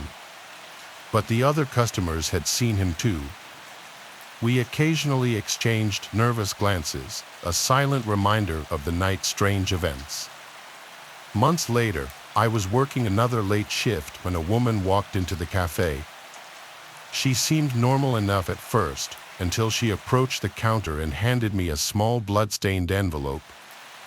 My heart skipped a beat as I took it from her. "He wanted me to give this to you," she said quietly, her eyes filled with a strange mix of fear and sadness. Before I could ask what she meant, she turned and left, leaving me alone with the envelope. With trembling hands, I opened it. Inside was a single piece of paper, stained with blood and written in a hurried, shaky script. It read, "Thank you for the coffee and the candy bar. I'm sorry for any trouble I caused. I had to do something terrible that night, but it was necessary. The blood was from someone who had to be stopped. You won't hear from me again, but know that you helped make the world a safer place." There was no signature, no indication of who the stranger was or what he had done. I stared at the note, feeling a mix of relief and unease. The mystery was far from solved, but at least I had some small measure of closure. I never saw the blood-soaked stranger again, but I often thought about him, especially on cold, rainy nights. The memory of that night remained with me, a constant reminder that the world is full of mysteries and that sometimes the scariest stories are the ones that have no clear ending.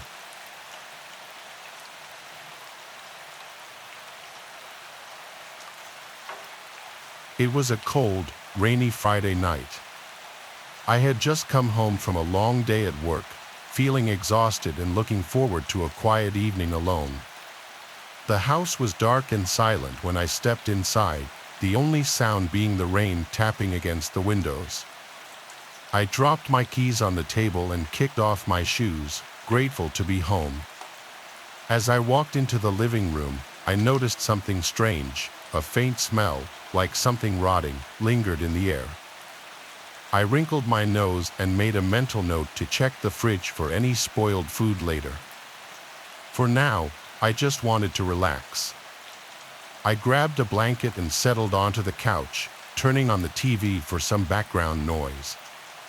After a few minutes, I felt a chill run down my spine. It was more than just the cold air, it was a feeling of being watched. I tried to shake it off, telling myself it was just my imagination, but the feeling persisted. I glanced around the room, seeing nothing out of the ordinary. I decided to ignore it and focused on the TV, but the sense of unease stayed with me. As the night went on, I heard odd noises coming from upstairs. At first, it was just a creak here and there, but soon it became more pronounced, like footsteps. My heart started to race, and I paused the TV, straining to listen. There it was again, a definite thud followed by a shuffling sound. My mind raced with possibilities. Was it a burglar or an animal? I knew I had to find out. I grabbed a flashlight from the kitchen drawer and slowly made my way up the stairs, my heart pounding in my chest. The sounds grew louder as I approached the top of the stairs. I hesitated for a moment, then forced myself to keep going. As I reached the hallway, I saw that the door to the guest bedroom was slightly ajar. A dim light was coming from inside. I took a deep breath and pushed the door open with my foot, shining the flashlight into the room. What I saw made my blood run cold. There, crouched in the corner, was a man. His clothes were dirty and torn, his hair matted and unkempt. He looked up at me with wide, frightened eyes, and I could see that he was shaking. "Who are you?" I managed to stammer, my voice trembling. The man didn't answer. He just stared at me, his eyes filled with a mixture of fear and desperation. I didn't know what to do. Should I call the police or confront him? My mind was a whirlwind of confusion and fear, I decided to stay calm and try to talk to him. "Why are you here?" I asked, trying to keep my voice steady. The man finally spoke, his voice barely above a whisper. "I'm sorry. I didn't mean to scare you. I had nowhere else to go." His words tugged at my heart. He looked so pitiful, so broken. Despite my fear, I couldn't help but feel a pang of sympathy for him. "What's your name?" I asked gently. "Silas," he replied, his voice trembling. "I've been living on the streets for months. I found your house, and it was empty. I thought maybe I could stay for a while, just until I found somewhere else." My mind was racing. This man had been living in my house without me knowing. How long had he been here? How had he managed to stay hidden? I took a step closer, trying to understand his situation. "Why didn't you go to a shelter?" I asked. Silas shook his head. "The shelters are full. They turn people away." I was desperate. I stood there, torn between fear and compassion. This man had invaded my home, but he was clearly in need. I didn't know what to do. Should I help him or call the police? My thoughts were interrupted by another noise, a soft sob. Silas had started to cry. Seeing him like that, so vulnerable, I made a decision. "Okay, Silas," I said softly. "You can stay for the night, but tomorrow we'll figure something out. I can't have you living here without me knowing." Silas looked up at me, his eyes filled with gratitude. "Thank you," he whispered. "Thank you so much." I nodded and backed out of the room, closing the door behind me. My heart was still pounding, but I felt a strange sense of calm. I had done the right thing, I told myself. I would help Silas find a better place to stay. As I headed back downstairs, I couldn't shake the feeling that my life had just taken a very unexpected turn. The rest of the night passed in a blur. I couldn't sleep, my mind racing with thoughts of Silas and what I should do next. Morning came all too soon, and with it, the reality of the situation I had found myself in.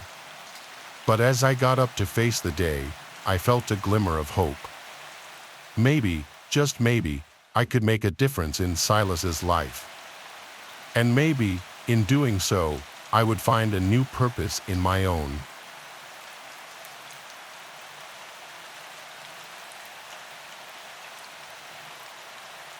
I have always loved traveling, seeing new places, meeting new people, and staying in unique accommodations were my passions. So when I found a charming old house listed on Airbnb, I booked it without hesitation. It was a large Victorian-style home in a small, quiet town. The price was cheap, and the pictures showed a cozy, well-kept place with antique furniture and a lovely garden. I arrived on a chilly Thursday evening. The house was even more beautiful in person. Its white walls and dark wooden beams gave it a timeless look. The garden was filled with flowers, even in the late autumn weather. I rang the doorbell and was greeted by the host, Mrs. Hilda, a sweet elderly lady with kind eyes and a warm smile. She showed me around the house, explaining the rules and pointing out the amenities. Everything seemed perfect. After settling into my room, I decided to explore the house. The living room had a large fireplace, and the kitchen was stocked with everything I might need. There was a long hallway with several doors leading to different rooms. Mrs. Hilda mentioned that some areas were off-limits, like the basement. "It's old and dusty down there," she said. "Not much to see."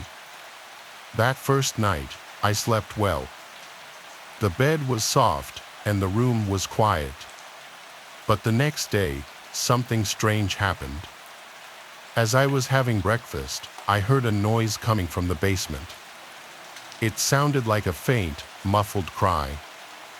I ignored it at first, thinking it was just the old house settling or perhaps a cat outside.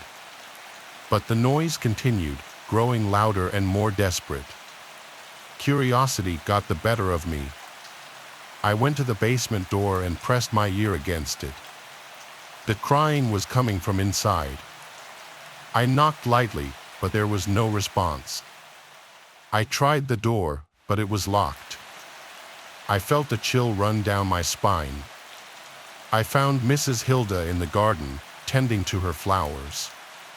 "Excuse me, Mrs. Hilda," I said, trying to sound casual. "I heard some noises coming from the basement. Is everything all right down there?"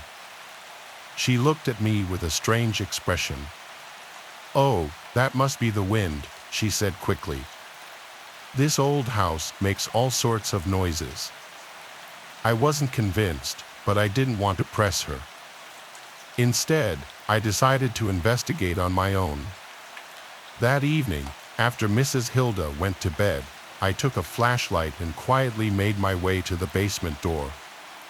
The crying had started again, more desperate than before. I searched the house for a key and eventually found one in a drawer in the kitchen. My hands trembled as I unlocked the door. The basement was dark and cold. The air smelled musty, and cobwebs hung from the ceiling. I followed the sound of the crying, my heart pounding in my chest. At the far end of the basement, I found a small makeshift room. Inside, sitting on a dirty mattress, was a man. He looked thin and frail, with a long beard and sad eyes. His clothes were tattered, and he shivered in the cold. "Help me," he whispered, his voice hoarse. "Please help me."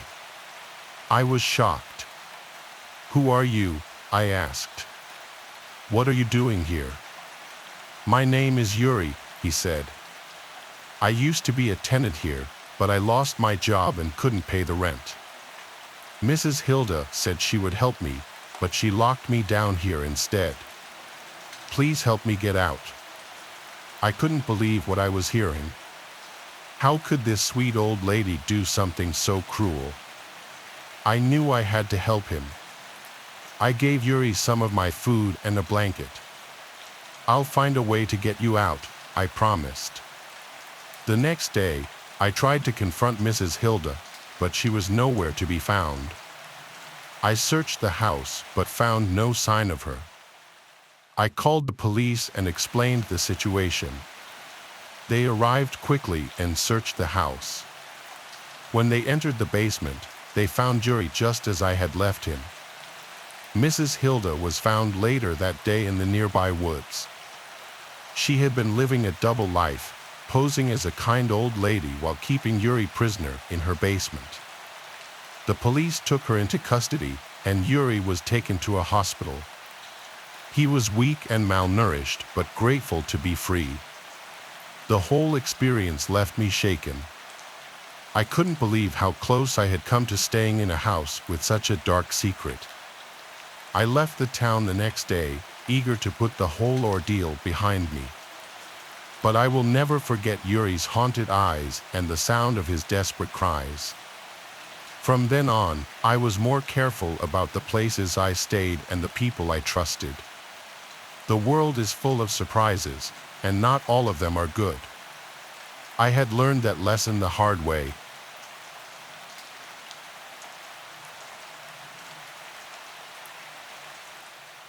It was a cold, quiet night at the gas station where I worked.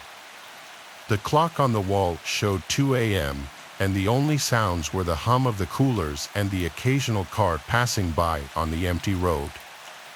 I was sitting behind the counter, trying to keep myself awake by reading a magazine.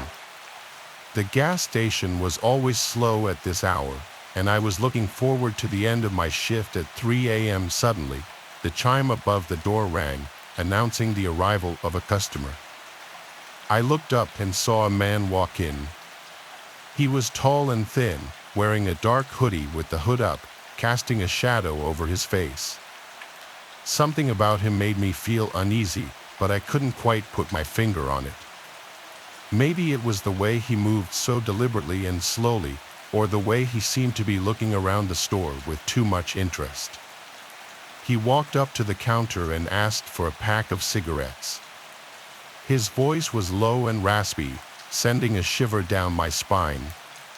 I reached behind me and grabbed a pack, placing it on the counter in front of him. He didn't pick it up right away. Instead, he pulled out a crumpled $10 bill from his pocket and handed it to me. As I took the money, our hands briefly touched, and I felt a jolt of cold run through me. I rang up the purchase and gave him his change, which he stuffed into his pocket without counting. He picked up the cigarettes and then, as if remembering something, asked if he could also get some gas. I nodded and asked how much he wanted. "Just $20, he said. I punched the amount into the register and handed him a receipt. "Thanks," he said, still in that unsettling voice. He turned and walked out of the store without another word. I watched him through the window as he filled up his old beat-up car. There was something off about him, something that made the hairs on the back of my neck stand up. I couldn't shake the feeling that I had just encountered someone dangerous. After he drove away, I tried to go back to my magazine, but I couldn't concentrate. My mind kept drifting back to that man and the strange feeling he had left me with. I kept glancing at the door, half expecting him to come back. The rest of my shift dragged on slowly, and when my relief finally arrived, I was more than ready to go home. The next morning, I woke up to the sound of my phone buzzing. It was a news alert from the local station. Groggily, I picked up my phone and saw the headline, "Gas station robbed, attendant brutally assaulted." My heart started pounding as I read the article. The robbery had happened just an hour after my shift ended, at a gas station only a few miles away from where I worked. The description of the suspect matched the man who had come into my store, tall, thin, wearing a dark hoodie. I felt a chill run down my spine as I realized how close I had come to danger. The news report said the attendant had been badly beaten and was in critical condition at the hospital. The suspect had taken all the money from the register and had disappeared into the night. The police were asking for any information that might help catch him. I spent the rest of the day in a daze, replaying my encounter with the man over and over in my mind.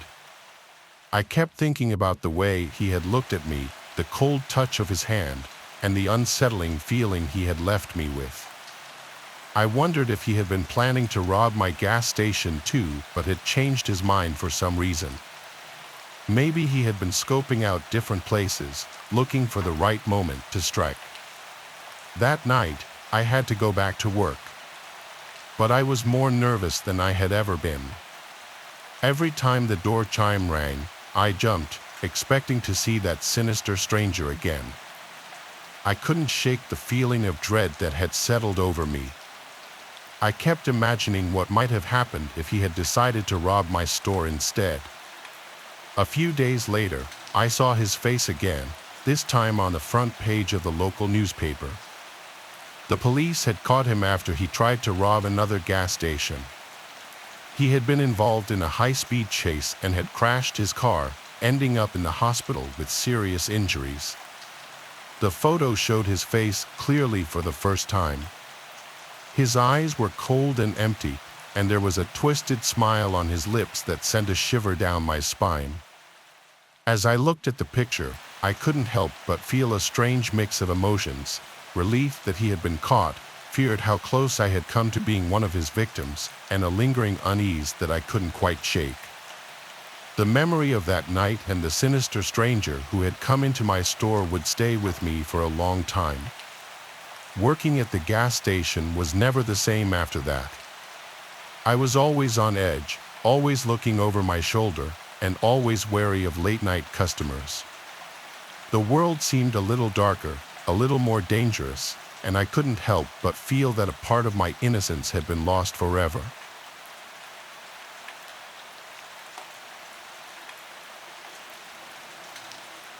I love babysitting. I've always enjoyed spending time with kids, playing games, and telling them stories. So when the Bridget asked me to babysit their baby boy, Egan, I happily agreed. The Bridget were nice people, and their house was cozy and warm. It was a good way to spend my Saturday evening. I arrived at their house around 6 p.m. Mrs. Bridget showed me around, reminding me of where things were, and gave me the usual instructions: feed Egan dinner at 7 o'clock, play with him for a while, and put him to bed by 8:30. After that, I could watch TV or read until they got back. They expected to be home by 11 p.m. Egan was a happy baby. He giggled and played with his toys while I fed him dinner. After he finished eating, we played in the living room. Egan had a small train set and loved watching the little engine go around the tracks. His laughter filled the room, making me smile. At 8:15, I decided it was time to get Egan ready for bed. I carried him upstairs to his room. The nursery was painted in soft blue colors, with pictures of animals on the walls. A small night light in the shape of a star glowed gently in the corner. I placed Egan in his crib, and he looked up at me with his big, innocent eyes. "Good night, Egan," I said softly, tucking him in. He smiled at me, and I turned to leave the room. Just as I reached the door, Egan spoke. "Who's the lady on the ceiling?" My heart skipped a beat. I turned around slowly, my eyes scanning the ceiling. There was nothing there, just a plain white ceiling. I looked back at Egan, who was still smiling up at me. "There's no one there, Egan," I said, trying to keep my voice calm, but I felt a shiver run down my spine. Egan continued to stare at the ceiling, his smile fading a little. Feeling uneasy, I quickly left the room and closed the door behind me. I stood in the hallway for a moment, trying to calm myself. It was just a baby's imagination, I told myself. Kids say strange things all the time, but I couldn't shake the feeling that something was off. I went downstairs and turned on all the lights. The living room felt safe and warm. I turned on the TV and tried to find something to distract myself. A funny movie was playing, so I decided to watch it. I kept glancing at the baby monitor, listening for any sounds from Egan's room, but everything was quiet. After a while, I picked up a book from the coffee table. It was one of Mrs. Bridget's mystery novels. I tried to get into the story, but my mind kept wandering back to what Egan had said. "Who's the lady on the ceiling?" It echoed in my head, making me feel uneasy. I forced myself to focus on the book, trying to ignore the creepy feeling that lingered in the back of my mind. The hours passed slowly. Every creak of the house made me jump, and I kept checking the baby monitor to make sure Egan was still asleep. Finally, at 11 p.m., I heard the sound of a car pulling into the driveway. The Bridget were home. I felt a wave of relief wash over me. When they walked in, I greeted them with a smile, trying to hide my anxiety. "How was everything, Mrs. Bridget asked. "Everything was fine," I replied, not wanting to worry her. "Egan is asleep." They thanked me and paid me for the evening. As I walked home, I couldn't stop thinking about what had happened. The strange feeling stayed with me, making me feel uneasy. I decided I would not babysit at the Bridget house again. The next morning, I got a call from Mrs. Bridget. She thanked me again for babysitting and said Egan had slept through the night without any problems. I didn't mention what Egan had said about the lady on the ceiling. It seemed best to leave it alone. Even now, whenever I think about that night, I get chills. I can still hear Egan's innocent voice asking about the lady on the ceiling. I never found out what he saw, and I never went back to the Bridget house. Babysitting is fun, but some experiences are just too creepy to forget. From that day on, I was more careful about the jobs I took. I always made sure to ask a few extra questions about the house and the kids. It's better to be safe than to end up in another scary situation. But no matter how many years go by, I'll never forget that night with Egan and the lady on the ceiling.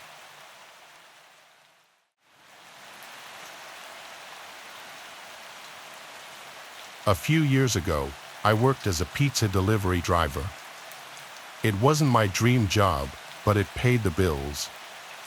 One night, I had a delivery to a house on the other side of town. It was a football night, and the streets were busier than usual. The order seemed pretty standard, a large pepperoni pizza with extra cheese and a side of garlic bread.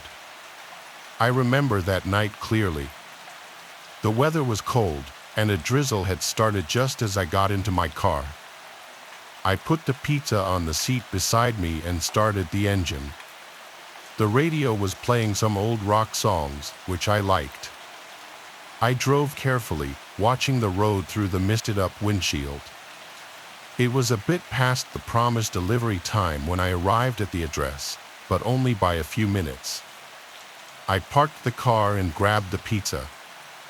The house was dark, which seemed odd since they had ordered food. I walked up to the front door and knocked. There was a long pause before the door creaked open slightly. A man looked out, his face half hidden in the shadow.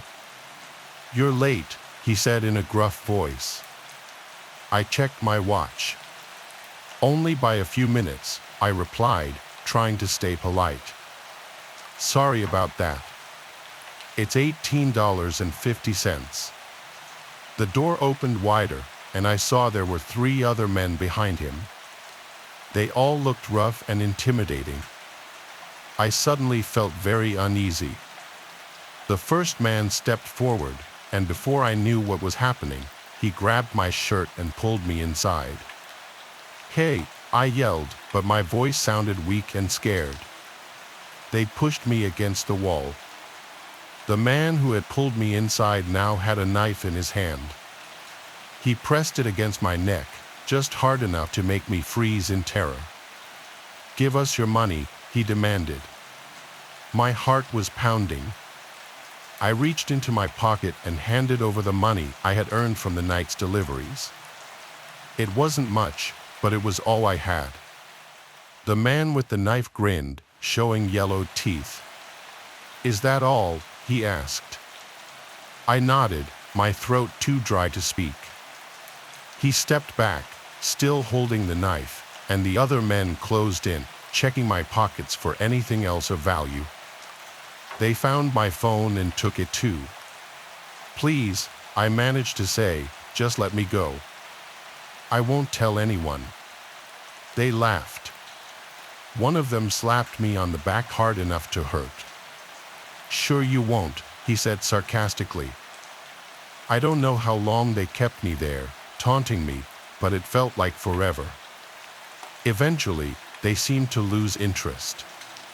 The man with the knife looked at me one last time. "Get out of here," he said, and I didn't need to be told twice. I stumbled out of the house and ran to my car. My hands were shaking so much that I had trouble getting the keys into the ignition.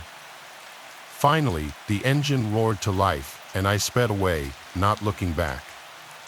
When I got back to the pizza place, I told my boss what had happened. He called the police, and I gave them a description of the men in the house. The police took my statement and said they would look into it. For the next few days, I was on edge, jumping at every little noise. A week later, the police called me. They had caught the men. It turned out they were known for causing trouble in the area. I was asked to come down to the station to identify them, which I did. They were the same men who had robbed me. A few months later, I got a call from the police again. They told me that the men had been found guilty and were going to prison. They also said they had recovered some of my money and asked if I could come by to pick it up. I went to the station and was handed an envelope with my earnings inside. It wasn't a lot, but it felt good to get it back. More importantly, I felt a sense of closure. Those men were off the streets, and I could go back to my life without that constant fear.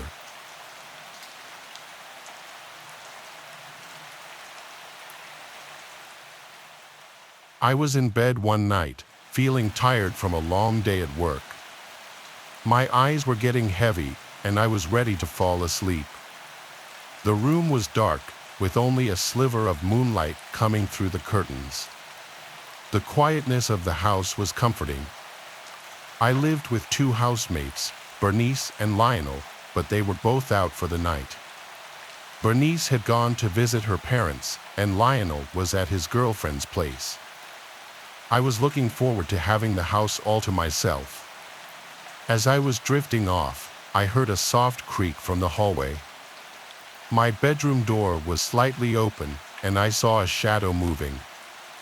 I figured it was just one of my housemates coming back early, but then something strange happened. The door slowly opened wider, and a head popped in. It was too dark to see clearly, but I could make out the shape of a person. They looked at me for a moment and then quickly pulled back and shut the door. I was more annoyed than scared. They didn't even knock. I decided to get up and see who it was. Maybe Bernice or Lionel had forgotten something and came back. I turned on my bedside lamp, which cast a warm glow in the room, and walked to the door. When I stepped into the hallway, it was completely silent. The house felt empty. I called out, "Bernice, Lionel," but there was no answer. I checked the living room and the kitchen. The lights were off, and there was no sign of anyone. I felt a chill run down my spine. Where had they gone? I went back to my room and grabbed my phone. I texted Bernice first. "Hey, are you home? I thought I saw you a few minutes ago." A few minutes passed with no reply. Then I texted Lionel, "Are you here? I think I saw someone again." No response. I started to feel uneasy. I decided to check the front door. It was locked, just as I had left it. I went to the back door, which was also locked. My mind was racing. If both doors were locked, how did anyone get in? I walked back to the hallway, feeling more nervous with each step. I stood in the hallway, looking around, trying to figure out what to do.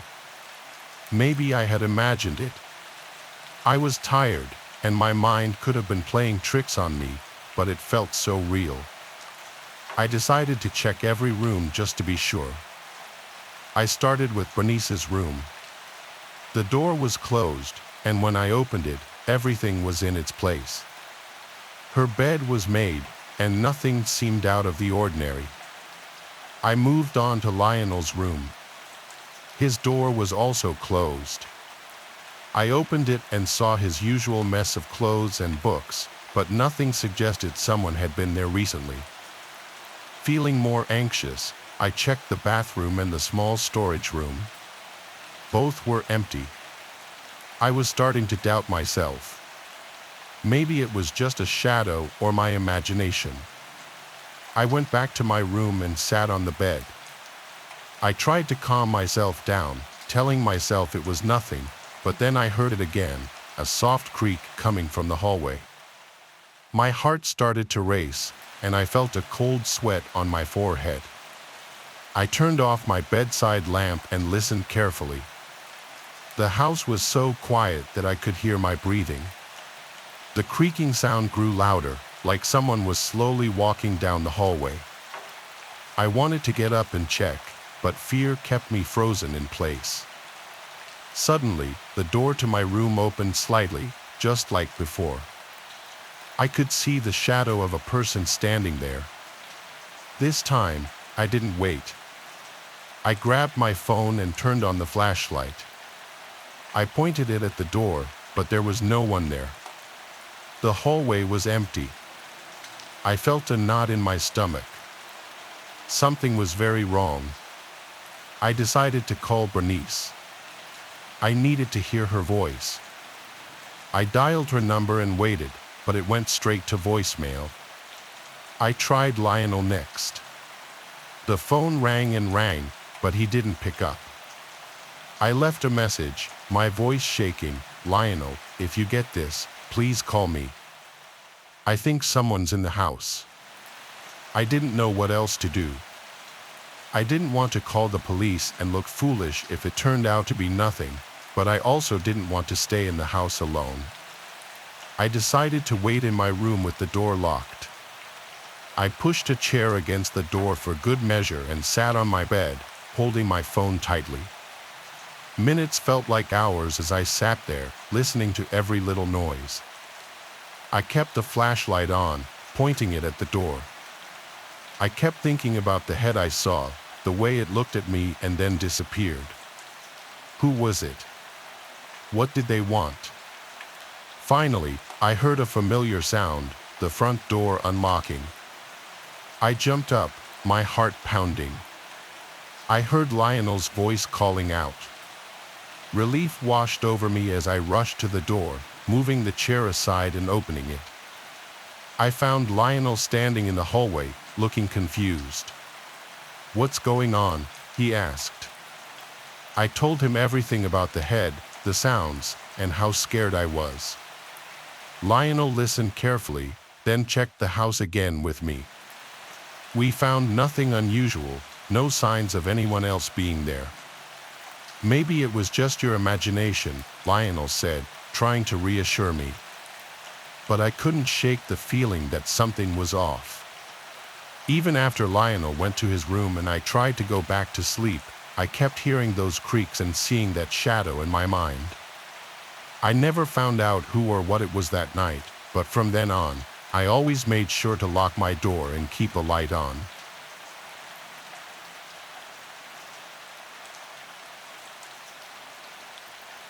After returning from a night to celebrate the arrival of the new year, my husband and I returned to our apartment complex to turn in for the night. We both had a couple of drinks, but neither of us were intoxicated. As much as we enjoy partying with friends, when it comes down to it, we are really just homebodies. We lived in the corner penthouse suite of our complex. Although this was never confirmed, it was suspected the owners wanted to convert this apartment complex into condos. The rent certainly was not cheap, and access was limited to this floor. Upon entering the building, there is a walk-up to secure doors, and every now and then there would be a doorman to greet you as you entered or exited. There were also multiple security cameras placed throughout and around the building. It was an especially cold evening, and when we returned, there was no doorman present. It was late, at least 2:30 a.m. The foyer was empty, and one of the lights flickered softly. My husband and I entered the elevator and pressed the button to the top floor. The elevator ride was smooth, and as we ascended, I could feel myself becoming more relaxed, excited to finally be home and able to rest. My feet were killing me from wearing heels all night in the bitter cold. The bell chimed, signaling we had reached our floor. The door slid open, and we turned the corner to the left. Like I said, our suite was the corner suite at the end of the hall. However, something caught our eye. A woman, or what at least looked like a woman, was meandering through the hallway. Her hair was dark and scattered, it looked to be matted and covered her face. She wore a black lace dress that was torn and looked to be in bad shape. Thinking back, I don't even think she had any footwear on. We assumed she was intoxicated and was having difficulty finding her suite. Although on closer inspection, she didn't look familiar.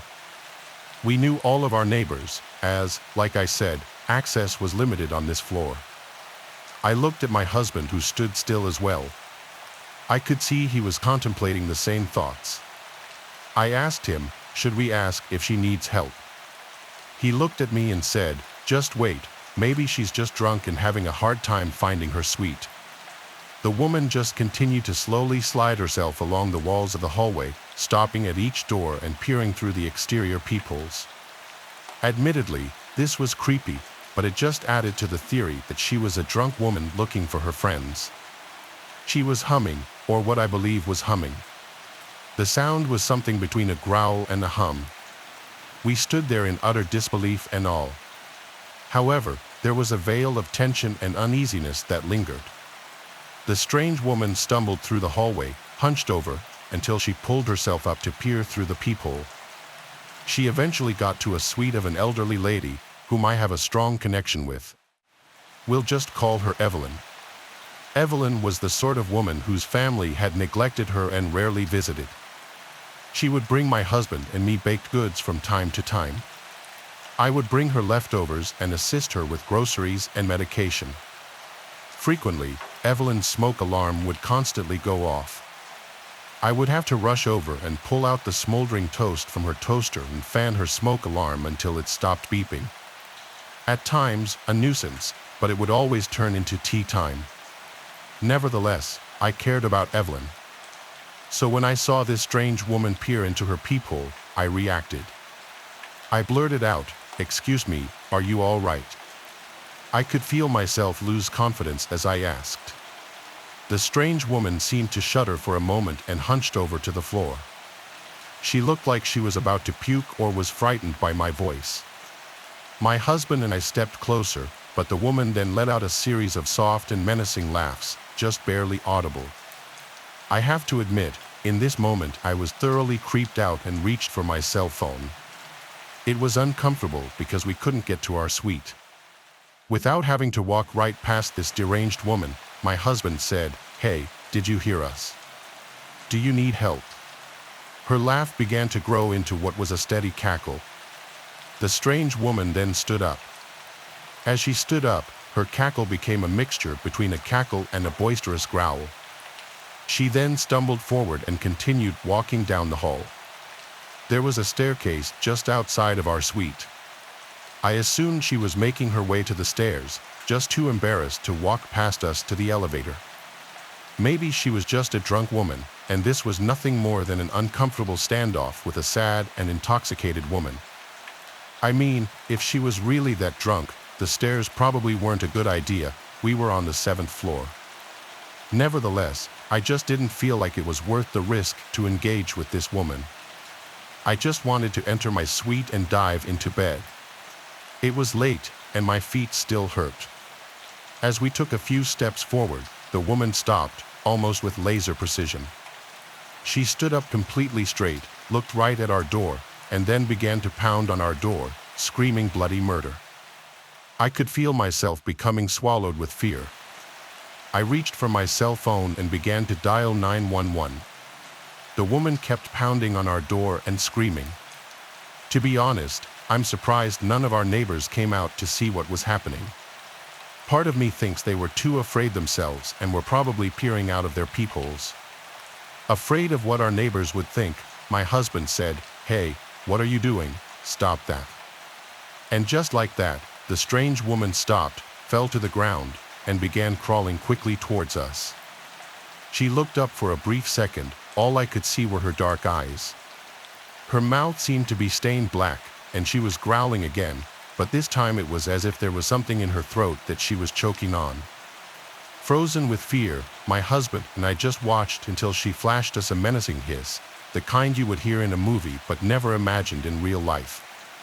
Terrified, I whipped off my shoes, and my husband and I ran towards the staircase on the other side of the building. We didn't want to risk waiting for the elevator and have her catching up. We went down 2 flights of stairs and stopped to listen if she was making her way down the stairs, but it was almost impossible to hear as my heart was pounding so hard. I thought to myself, what the hell was going on? We waited there for 10 minutes or so until eventually, we had the courage to head up the stairs and back to our suite. The woman was gone, and so we entered our suite. I was just relieved to finally be safe in my home.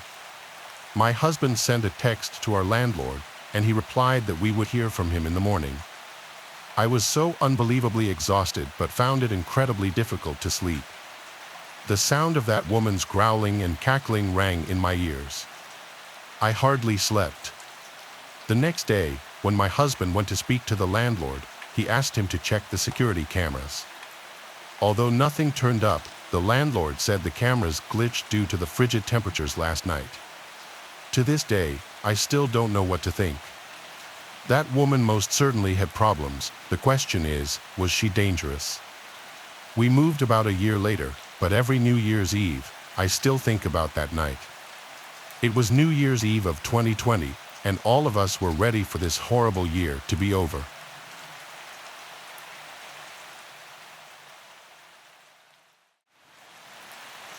Throughout my life, I would go through phases of different hobbies.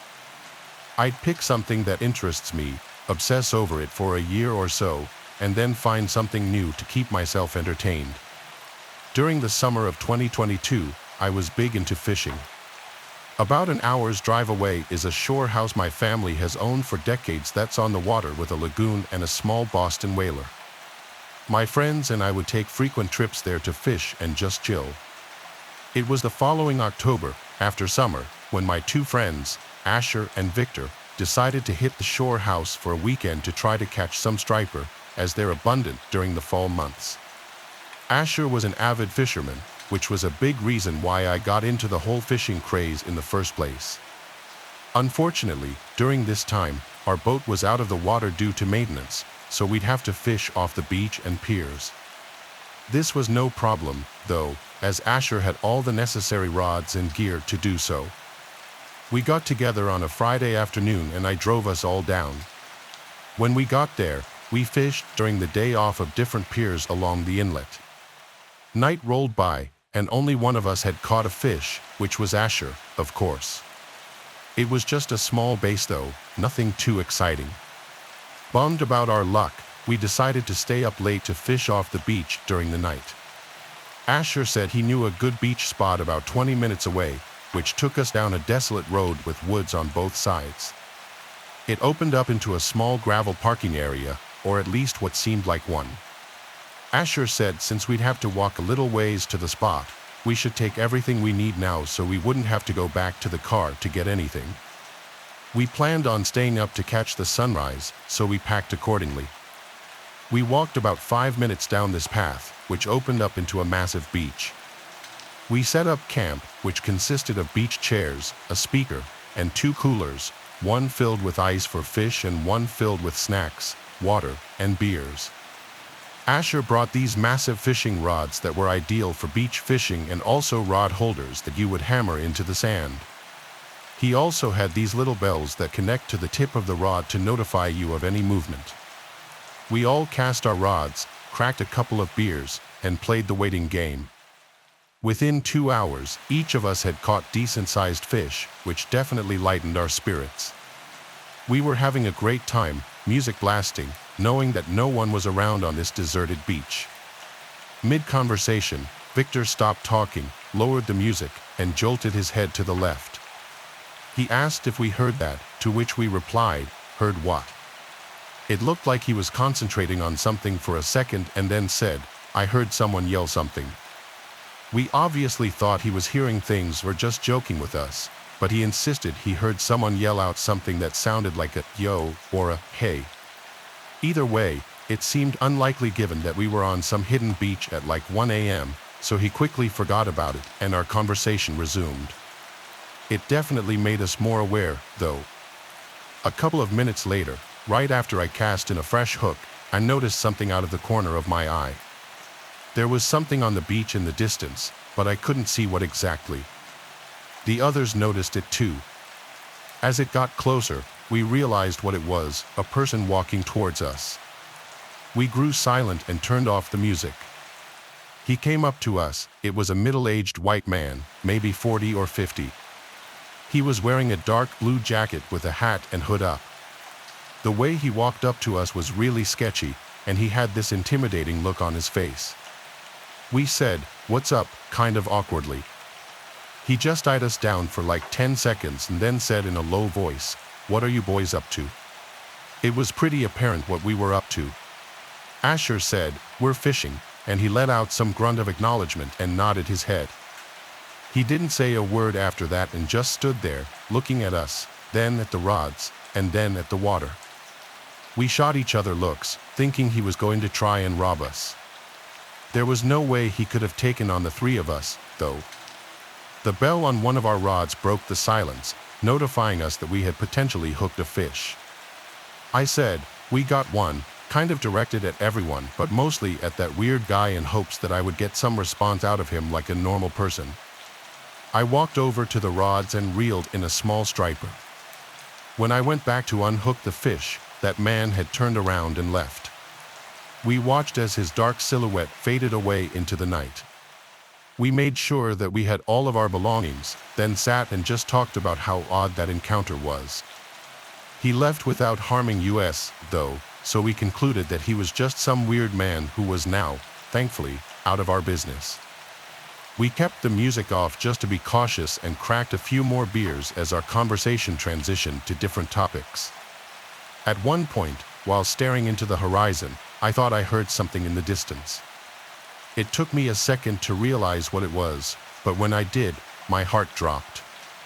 It was a car alarm. I knew it was mine. It was the only car in that lot, and there were no houses out there for probably miles. We started panicking and decided to run back to the car, leaving all of our stuff behind. It took us a couple of minutes to get there, and when we did, I was completely distraught.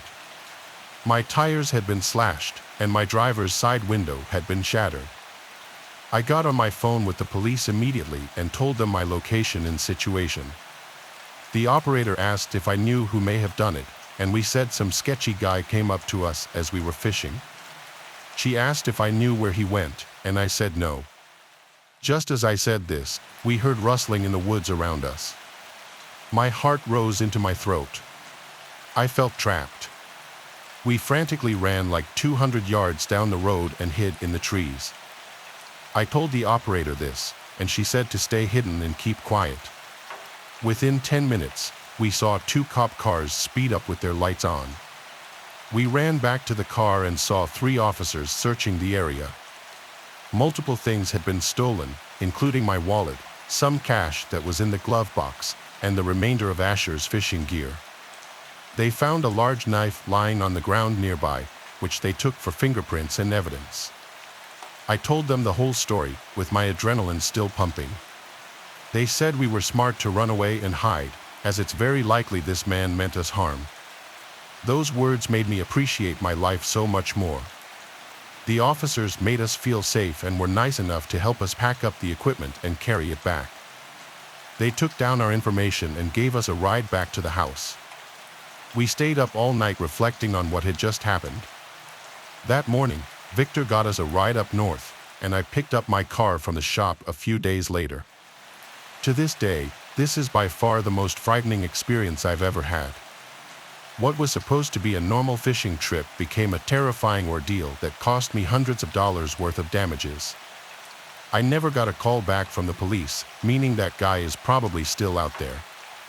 Needless to say, I gave up fishing as a hobby and haven't touched it since.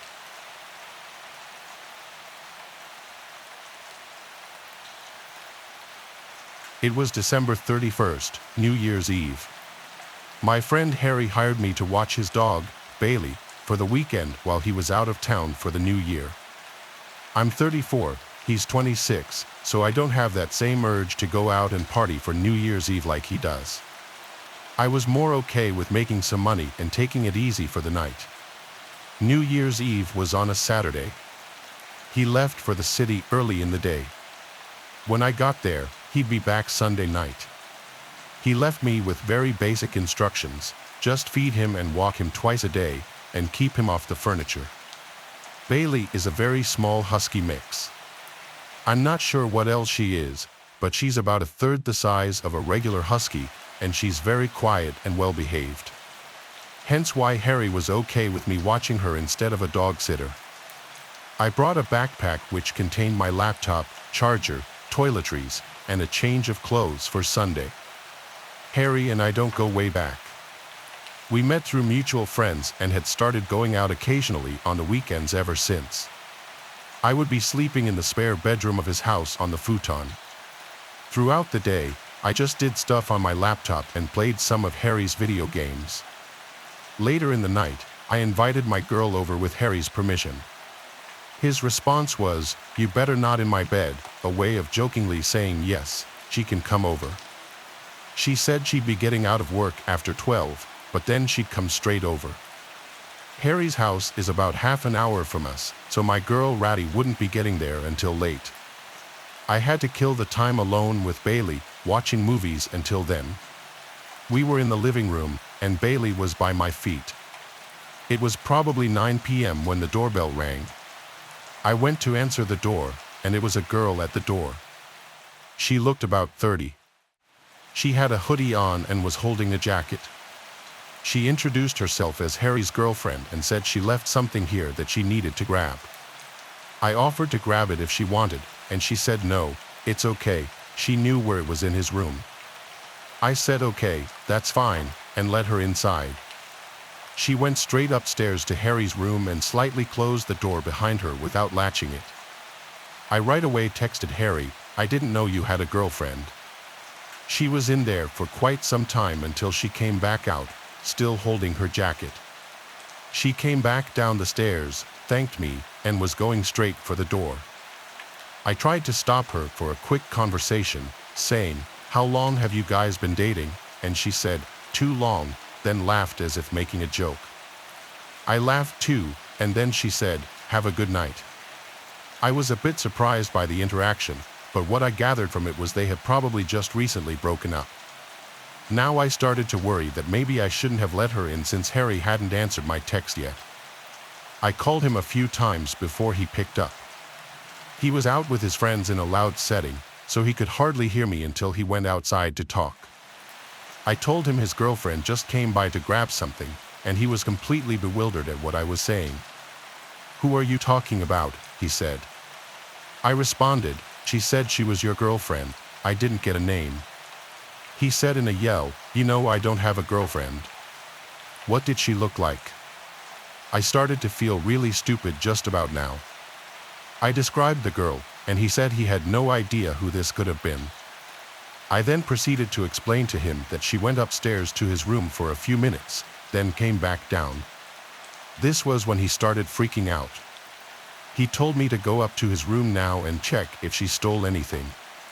Of course, I didn't know what was in his room beforehand, so he had me check for specific things, which all appeared to still be there.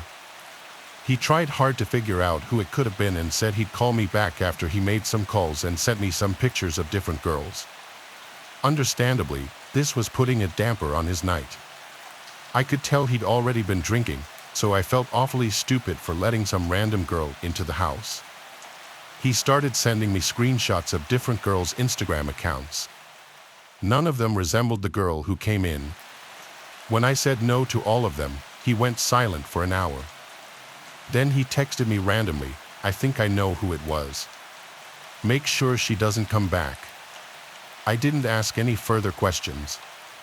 I responded, "Okay, my bad," and left it at that. Clearly, Harry was going through some serious girl drama, or so I thought. I watched the ball drop alone, not that I really cared about the new year or the ball drop at all. Later that night, Radif finally made it over, and so we hung out in the living room together. I told her what happened, and she was shocked. But then a freakish coincidence happened. Bailey lifted her head and looked at the front door, and then there was a knocking at the door. Whoever it was didn't ring the bell. There was no shot I was opening it. I called Harry a bunch of times, but he didn't pick up. He was wasted and didn't even feel his phone vibrating. Ratty and I stayed quiet, and eventually, whoever it was went away. I was honestly unnerved now. Surely it was in connection to whoever that girl was earlier. Maybe it was even her again. Either way, I didn't want to get involved any further in what was going on. After this, we decided to migrate to the spare bedroom where we'd stay for the night on the futon. We had a movie on as we lay down, and I held her. We fell asleep in this position and woke up at some unknown hour in the night, which I later found out was less than an hour after we fell asleep. I woke to Bailey's howling. She was in the room with us. Ratty woke up after me. Bailey was at the bedroom door, with her tail wagging, howling. I whispered, "Bailey, shush." She looked at me and then came over, but she stayed staring at the door, now growling, making unhappy whimpering sounds. Then there were footsteps outside on the wood floors. We heard what had to be at least 2 pairs of footsteps tiptoeing to the door, and then the doorknob twisted. By force of habit, we had the door locked, thankfully, and a girl's voice said, "Harry." I looked at Ratty and signaled for her to stay quiet. That girl was not alone. Another light tap at the door, and then the girl's voice said, "Who's in there? This is Harry's house." I made the decision to say in a loud voice, almost a yell, "The cops have been on their way for a few minutes now, just so you know." The girl said, "Who are you?" I didn't bite. I whispered to Ratty to actually call the police, and she did. The entire time she whispered into the phone. I said loud and clear, "I dare you to do something, because by the time you do it, the cops will be running through the front door." I heard a whisper on the other side of the door, then multiple pairs of footsteps walking away from the door. We stayed in the room waiting for the cops to get there. Since the front door was left wide open by those people, the cops came right in. The house was clear by this point. I gave my entire recount of the story and then called Harry multiple times until he finally picked up, still sounding pretty drunk.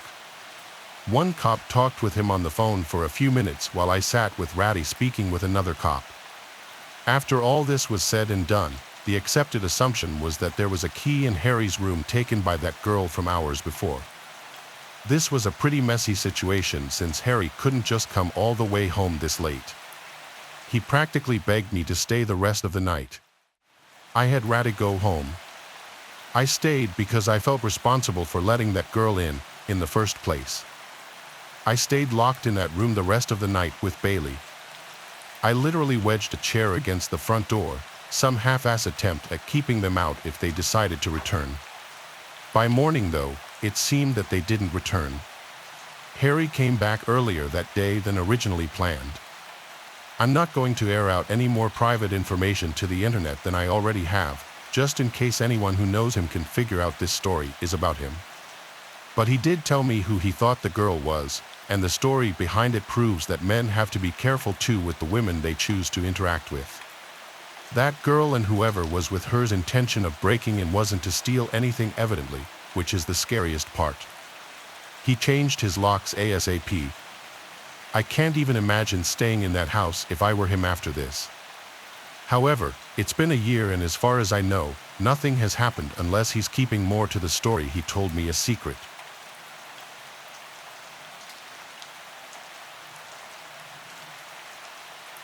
Ever since I was a little kid, all the older men in my family would take me fishing every opportunity they got. It was like some family ritual. I, being the youngest, meant that I was next in line to become an expert like all of them claimed to be. The ones who took it the most seriously were my dad and his brother Eugene. Our houses were decked out like the ones you've probably seen on fishing shows. I won't go into detail, but if you took a step into my house, you'd instantly be able to tell my parents spend more time on the water than on the land. This is actually his story, not mine. My dad's a pretty hard guy to scare, but let me tell you, whenever he tells the story, it's like he's a different person. He doesn't like talking about it, but every so often at a family gathering or a special occasion, one of my relatives will ask him to tell it, and he will. My dad's name is Gwyn. He was fishing with my uncle Eugene and their close friends Clytus, Dylan, and Lagan. They had set out early before the sun had even broken the horizon, heading to a remote spot they had all agreed was prime fishing territory. This place was a couple of hours boat ride from the nearest marina, tucked away in a secluded cove-type area that few bother to explore. It was known among them for its abundant bass and the occasional pike. The day started like any other fishing trip, with the boat cutting smoothly through the mist rising off the water, everyone sharing stories and jokes over the hum of the engine. They anchored the boat in a familiar cove surrounded by dense forest. Lagan was the first to crack open a beer, even though it was so early in the morning. My dad tells me all the time that Lagan is his wild friend, the one who tends to drink a little more than he should. They fished for hours, the only sounds being the occasional splash of a lure hitting the water and their own laughter, oh, and the occasional crunch of empty beer cans that they were drinking like water. As the day wore on, they had their fair share of catches, each one sparking a small celebration. As dusk approached, the light began to wane. A dense fog rolled in from the water. My dad describes it as the boat literally being swallowed by fog. Clytus, who was the most experienced fisherman of the group, kept saying that he had never seen fog so thick. That's how unnatural it was. Dylan, the jester of the group, was almost as drunk as Lagan, both of whom were seemingly unfazed by the fog that had ensnared them. It was starting to get dark. They had originally thought that they could just wait out the fog, but it didn't seem to be going anywhere. My dad and Clytus agreed that Eugene should just try to drive the boat out of the cove and into the open ocean, where the fog probably wouldn't be as dense. Eugene agreed, but even though he was typically the most cautious, he only narrowly avoided colliding with the shore. He refused to risk further damage to his prized boat. They reluctantly came to terms with the fact that they'd probably have to spend the night on the boat. My dad made the point that they'd need to tell their families about the situation, and of course, they had drifted into an area of the cove that had no signal. My dad needed to handle some business at work, so neglecting the problem was not an option. He offered to go ashore in search of a signal, and Clytus and Dylan said they'd join him. Eugene would stay back to guard the boat and an increasingly inebriated Lagan. My dad, Dylan, and Clytus made their way over to the shore and jumped out of the boat, only getting slightly wet. My dad made a point of snagging the emergency flares in the boat, just in case they got lost and needed to signal Eugene to come find them. The three of them made their way into the pitch-black woods, lit only by the shine of their phone flashlights. My dad and his friends have all done their fair share of camping, so it wasn't like a forest scared them too much. They began trekking uphill, hoping that higher ground would give them a better chance of finding a signal. My dad always made a point of emphasizing how dark yet eerily foggy the forest was. You could practically feel yourself slicing through the fog just as they were adjusting to the dense atmosphere. A series of strange clicking noises began to permeate the silence, first emerging from directly in front of them before encircling them completely. These sounds were unlike any forest sounds they were familiar with. It was rhythmic yet erratic, as if someone was tapping out a code meant only for the woods themselves. The distinctiveness of the noise made one thing clear: it was human-made. The realization that they weren't alone hit them like a freight train. Clytus, the most seasoned of the trio when it came to outdoor survival, whispered urgently for them to turn off their flashlights. "Don't give away our position," he hissed, with a note of genuine concern in his voice. As the light switched off, the darkness became thicker than the fog. The clicking noises stopped abruptly, replaced by a silence that seemed to weigh on their chests. Time lost meaning as they stood there, frozen, unsure of their next move. I'm sure they were all thinking the same thing. The idea that they might have stumbled upon some kind of clandestine gathering or a woods cult was terrifying. Then, as suddenly as it had stopped, the silence was broken by rustling noises, this time much closer.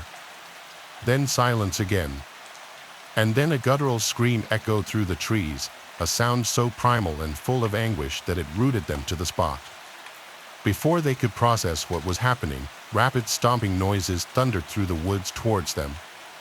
The three men took off back the way they had come, acting on fear and pure instinct. My dad fired the flare gun behind them.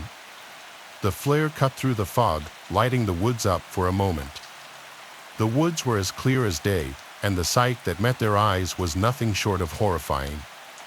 Illuminated by the flare's red glow was a pack of more than 10 individuals dressed in what could only be described as tribal attire.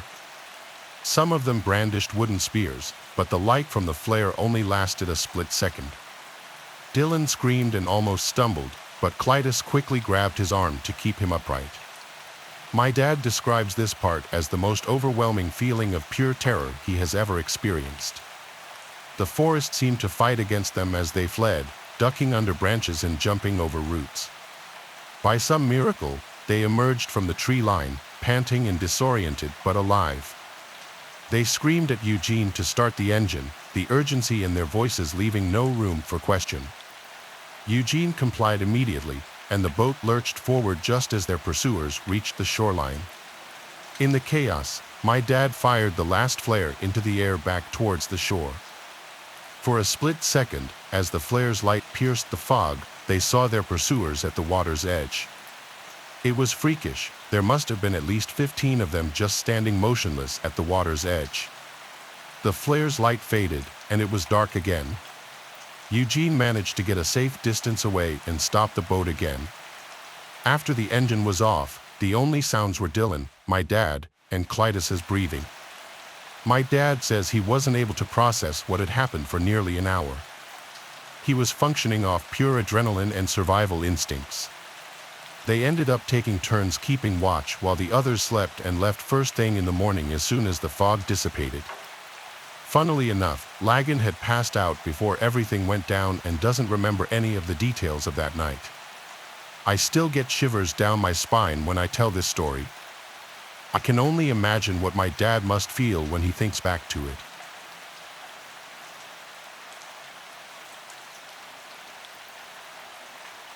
I hate carnivals. I think they're disgusting and filled with children. I hate the food, the games, and the smell of it all. My hatred of carnivals is probably biased, though, and mostly based on what I'm about to tell you. A few years ago, I was dragged to our local carnival by my younger sister. I obviously wasn't going to be rude and not go, but I wasn't looking forward to it. After a while, my sister got bored and wanted to leave, so I called my mom to pick us up. I actually opted not to go with them as I was in the midst of a fight with my dad and didn't want to go back home until he was asleep. I told my mom I'd walk home later, so she picked up my sister and left. The carnival was honestly a little pathetic. There were far fewer people there that night than I remember there being in previous years, and everyone looked miserable. I figured I might as well walk around a little to try and get my money's worth. After all, I had paid for a ticket out of my own pocket. I decided to step into the funhouse as I figured that would at least be a little cool. I was expecting there to be a ton of people in there, but it was completely empty. There was literally not a single other person in there as far as I could tell. I had never been inside a funhouse alone before. People don't realize how important the laughter and talking is to the atmosphere. Without it, you're basically just standing there in silence, surrounded by a bunch of weird mirrors. It was honestly a little creepy. I shrugged my shoulders and figured I might as well walk through it. Admittedly, I did get a pretty good laugh out of the distorted mirrors. I think I was like halfway through when I noticed something odd in one of the reflections. To my left, there was a head that seemed to be peering at me. I only saw it for a split second, but it was a bald guy with really sunken eyes. I whipped around but didn't see anyone. To be completely honest, I had no idea where he had even been standing. Since there were mirrors all over the place, he could have literally been anywhere. I thought it was especially creepy since I didn't hear the funhouse entrance open. He either snuck in behind me or he had already been inside. I kept walking, going a little more quickly now, and then I saw him again out of the corner of my eye. He had this deranged smile. This time it was the exact same face, I was positive. I tried to figure out where he was standing, but the reflections were too confusing. I yelled for him to get lost but got no response. I wasn't sure what I was expecting. I picked up the pace again, but it was difficult trying to navigate this maze of mirrors, and I kept hitting dead ends. I started sweating, constantly looking over my shoulder every few seconds. A few minutes later, I turned a corner after hitting another dead end, and a hand reached out from behind one of the mirrors, grabbing my wrist. I screamed, cursing at the guy to let go of me, but he held firm. I punched his arm, forcing him to let go. I fell to the ground in the fray and saw the creepster in his full form. He was wearing all gray, had a bit of a gut, and a tired, sunken face.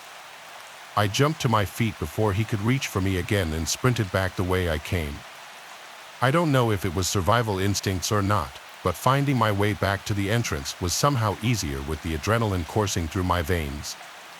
I sprinted out of the funhouse and caught my breath. I reached into my back pocket, and a horrifying realization hit me. I didn't have my wallet. I must have dropped it when I fell. There was no way I was going back in there. After running to the nearest staff person, I told them everything that happened. She seemed confused and told me that the funhouse was closed to patrons that night. I was horrified. They called the police and searched it but found nothing, not even my wallet. I felt like such an idiot. I told them that that guy was probably an ex-employee with a key, but they shrugged off my theory and told me to go home. So reluctantly, that's what I did. It's not like I had gotten hurt or anything. I wish I could tell you the story ended there, but I can't. A week later, my girlfriend called me one night in a panic, frantically screaming into the phone about something terrible that happened. Apparently, someone had been texting her phone pretending to be me and convinced her to drive out to this remote location to help me change a tire. Thankfully, she decided to bring her dad even though the guy told her to come alone. They pretty quickly realized what was going on when the car parked in the lot wasn't mine. Her dad stepped out of the car, and 6 dudes stepped out of the car in front of them. He sprinted back to the car and hightailed it out of there before those guys could catch up to him. The whole thing made sense. I did have my girlfriend's number written down on a slip of paper in my wallet, which explains how he got her number. Both of us changed all our contact information, and it's been a month without incident. I really don't know how to feel about this whole ordeal. I think I'm just going to try to block the memory out of my head.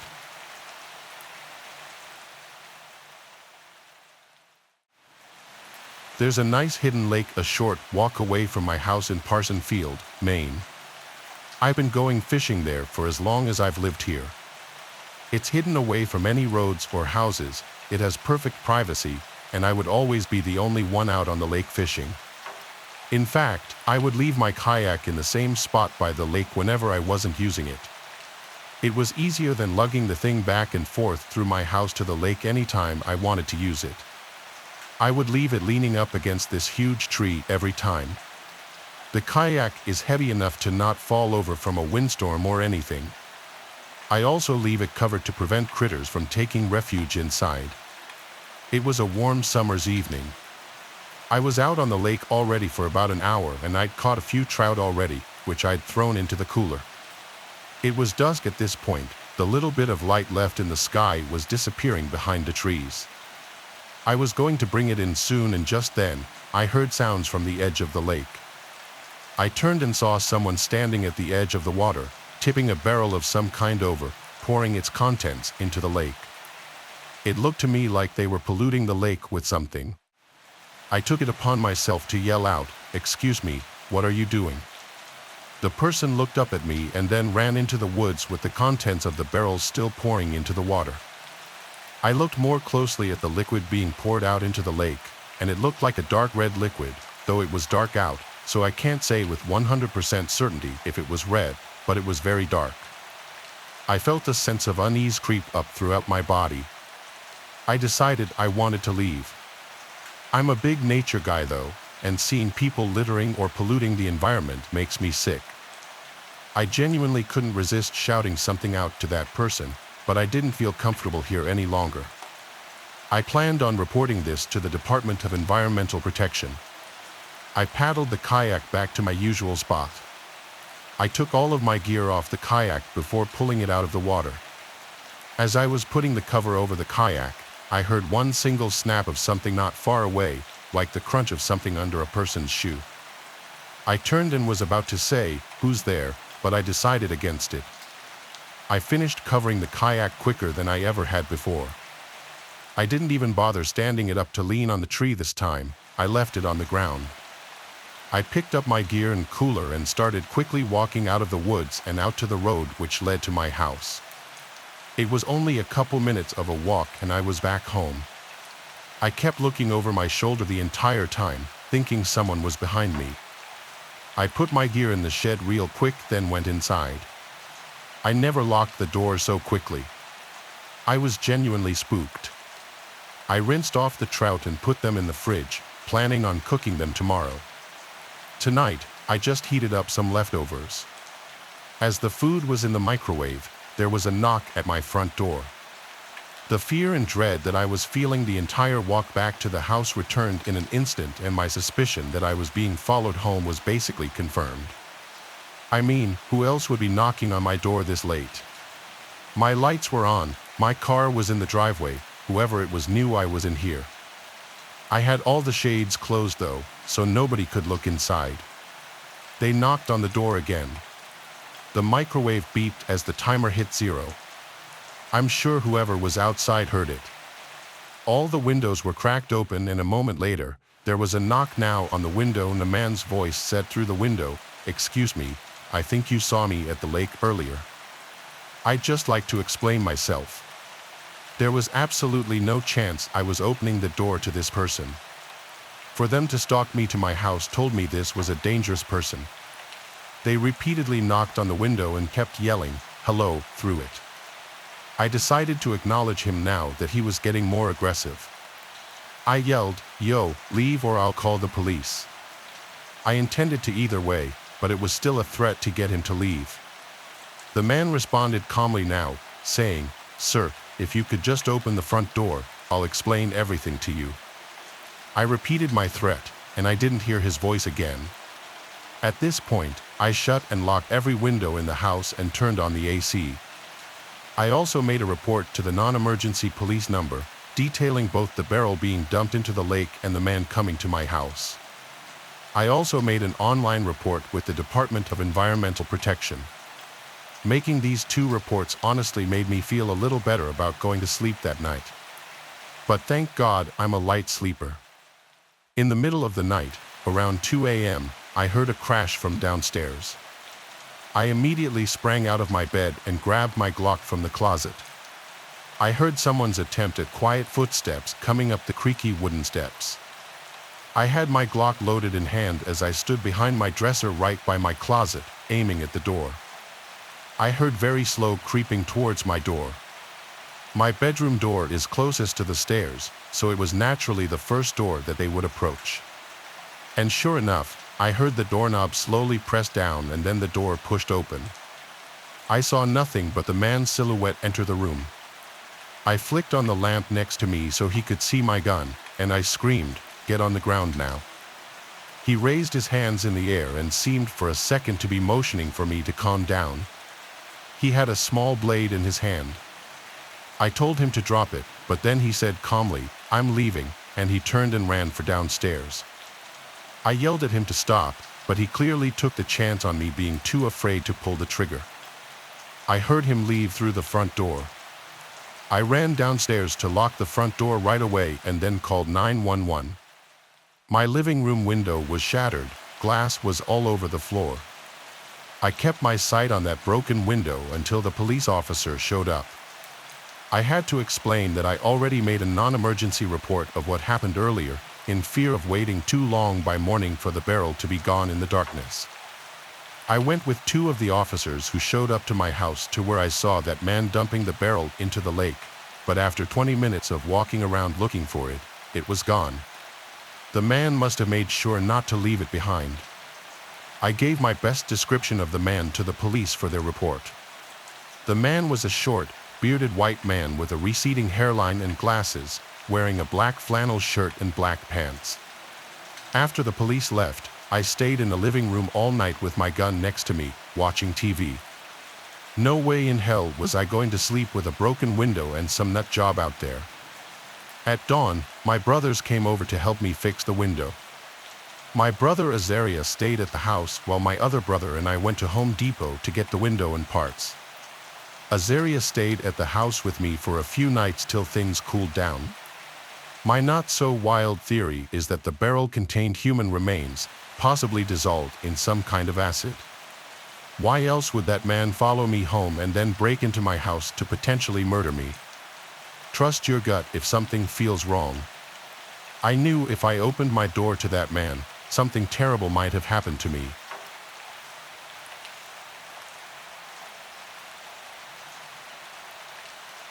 Ever since I was a little kid, all the older men in my family would take me fishing every opportunity they got. It was like some family ritual. I, being the youngest, meant that I was next in line to become an expert like all of them claimed to be. The ones who took it the most seriously were my dad and his brother Eugene. Our houses were decked out like the ones you've probably seen on fishing shows. I won't go into detail, but if you took a step into my house, you'd instantly be able to tell my parents spend more time on the water than on the land. This is actually his story, not mine. My dad's a pretty hard guy to scare, but let me tell you, whenever he tells the story, it's like he's a different person. He doesn't like talking about it, but every so often at a family gathering or a special occasion, one of my relatives will ask him to tell it, and he will. My dad's name is Gwyn. He was fishing with my uncle Eugene and their close friends Clytus, Dylan, and Lagan. They had set out early before the sun had even broken the horizon, heading to a remote spot they had all agreed was prime fishing territory. This place was a couple of hours boat ride from the nearest marina, tucked away in a secluded cove-type area that few bothered to explore. It was known among them for its abundant bass and the occasional pike. The day started like any other fishing trip, with the boat cutting smoothly through the mist rising off the water, everyone sharing stories and jokes over the hum of the engine. They anchored the boat in a familiar cove surrounded by dense forest. Lagan was the first to crack open a beer, even though it was so early in the morning. My dad tells me all the time that Lagan is his wild friend, the one who tends to drink a little more than he should. They fished for hours, the only sounds being the occasional splash of a lure hitting the water and their own laughter, and the occasional crunch of empty beer cans that they were drinking like water. As the day wore on, they had their fair share of catches, each one sparking a small celebration. As dusk approached, the light began to wane. A dense fog rolled in from the water. My dad describes it as the boat literally being swallowed by fog. Clytus, who was the most experienced fisherman of the group, kept saying that he had never seen fog so thick. That's how unnatural it was. Dylan, the jester of the group, was almost as drunk as Lagan, both of whom were seemingly unfazed by the fog that had ensnared them. It was starting to get dark. They had originally thought that they could just wait out the fog, but it didn't seem to be going anywhere. My dad and Clytus agreed that Eugene should just try to drive the boat out of the cove and into the open ocean, where the fog probably wouldn't be as dense. Eugene agreed, but even though he was typically the most cautious, he only narrowly avoided colliding with the shore. He refused to risk further damage to his prized boat. They reluctantly came to terms with the fact that they'd probably have to spend the night on the boat. My dad made the point that they'd need to tell their families about the situation, and of course, they had drifted into an area of the cove that had no signal. My dad needed to handle some business at work, so neglecting the problem was not an option. He offered to go ashore in search of a signal, and Clytus and Dylan said they'd join him. Eugene would stay back to guard the boat and an increasingly inebriated Lagan. My dad, Dylan, and Clytus made their way over to the shore and jumped out of the boat, only getting slightly wet. My dad made a point of snagging the emergency flares in the boat, just in case they got lost and needed to signal Eugene to come find them. The three of them made their way into the pitch-black woods, lit only by the shine of their phone flashlights. My dad and his friends have all done their fair share of camping, so it wasn't like a forest scared them too much. They began trekking uphill, hoping that higher ground would give them a better chance of finding a signal. My dad always made a point of emphasizing how dark yet eerily foggy the forest was. You could practically feel yourself slicing through the fog just as they were adjusting to the dense atmosphere. A series of strange clicking noises began to permeate the silence, first emerging from directly in front of them before encircling them completely. These sounds were unlike any forest sounds they were familiar with. It was rhythmic yet erratic, as if someone was tapping out a code meant only for the woods themselves. The distinctiveness of the noise made one thing clear: it was human-made. The realization that they weren't alone hit them like a freight train. Clytus, the most seasoned of the trio when it came to outdoor survival, whispered urgently for them to turn off their flashlights. "Don't give away our position," he hissed, with a note of genuine concern in his voice. As the lights switched off, the darkness became thicker than the fog. The clicking noises stopped abruptly, replaced by a silence that seemed to weigh on their chests. Time lost meaning as they stood there, frozen, unsure of their next move. I'm sure they were all thinking the same thing. The idea that they might have stumbled upon some kind of clandestine gathering or a woods cult was terrifying. Then, as suddenly as it had stopped, the silence was broken by rustling noises, this time much closer. Then silence again. And then a guttural scream echoed through the trees, a sound so primal and full of anguish that it rooted them to the spot. Before they could process what was happening, rapid stomping noises thundered through the woods towards them. The three men took off back the way they had come, acting on fear and pure instinct. My dad fired the flare gun behind them. The flare cut through the fog, lighting the woods up for a moment.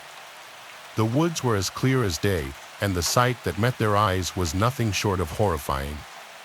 Illuminated by the flare's red glow was a pack of more than 10 individuals dressed in what could only be described as tribal attire. Some of them brandished wooden spears, but the light from the flare only lasted a split second. Dylan screamed and almost stumbled, but Clytus quickly grabbed his arm to keep him upright. My dad describes this part as the most overwhelming feeling of pure terror he has ever experienced. The forest seemed to fight against them as they fled, ducking under branches and jumping over roots. By some miracle, they emerged from the tree line, panting and disoriented but alive. They screamed at Eugene to start the engine, the urgency in their voices leaving no room for question. Eugene complied immediately, and the boat lurched forward just as their pursuers reached the shoreline. In the chaos, my dad fired the last flare into the air back towards the shore. For a split second, as the flare's light pierced the fog, they saw their pursuers at the water's edge. It was freakish. There must have been at least 15 of them just standing motionless at the water's edge. The flare's light faded, and it was dark again. Eugene managed to get a safe distance away and stop the boat again. After the engine was off, the only sounds were Dylan, my dad, and Clytus's breathing. My dad says he wasn't able to process what had happened for nearly an hour. He was functioning off pure adrenaline and survival instincts. They ended up taking turns keeping watch while the others slept and left first thing in the morning as soon as the fog dissipated. That I've been fishing for as long as I can remember. I'm almost 60 years old now, and even though I've been fishing thousands of times, I can't think of any other way I'd rather spend the rest of my life. My kids are all off living their own lives, and things around the house are quiet now. You could hear a pin drop most of the time. Sometimes I miss the old days, being able to throw the pigskin around with my boys in the backyard, but some things just aren't in the game plan anymore. I usually fish with my pals from college, but more often than not, I find myself going at it alone, like a lone wolf. This was one of those times. I haven't stepped foot outside upstate New York in over 15 years. I don't see a reason to. We've got some of the best fishing lakes in the country, and I plan on making full use of them. It was mid-April, in the early season, just after the ice out and before May hit. For whatever reason, I decided I wanted a more secluded spot this time around, so I chose a nondescript lake in the middle of nowhere that was pretty small.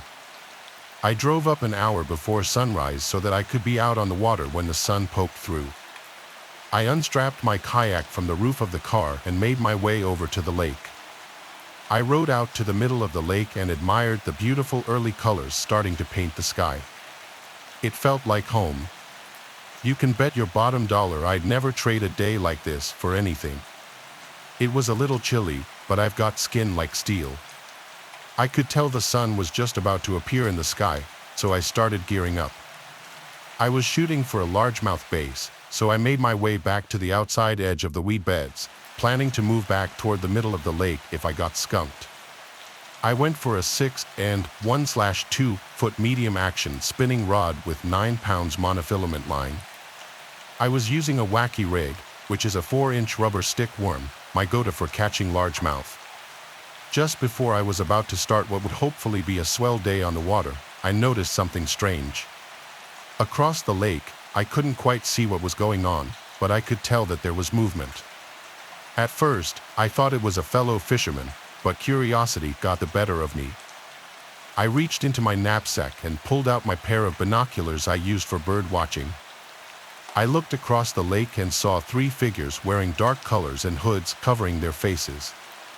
They looked like they were digging a hole or something on the edge of the lake. I kept watching. They finished their hole, and while I was expecting them to put something inside it, they actually did the opposite. One of them pulled something out of the hole, which I couldn't make out even with my binoculars. Then the other 2 did the same, pulling out a few more things that I couldn't quite see. I was beyond confused. Then I watched as they started tossing the items into the lake, each one making a distinct splash as it smacked the water. Something was wrong. Out of nowhere, a wave of fear washed over me. I didn't know who these people were, but I started thinking they might be dangerous. I didn't know what to do. Thankfully, they started to leave without noticing me. I thought about turning a blind eye but couldn't bring myself to do it. I waited until they disappeared into the woods and slowly rowed my way over. I was shaking at this point. I got to the spot where I was pretty sure they had tossed everything. I started fishing, only this time I wasn't fishing for fish, I was going for something else entirely. I fished around for about an hour with no luck. I had to try something different. I racked my brain, trying to figure out what I could do, and just then I remembered my depth checker. I had it tucked away in my Volvo. I was determined at this point.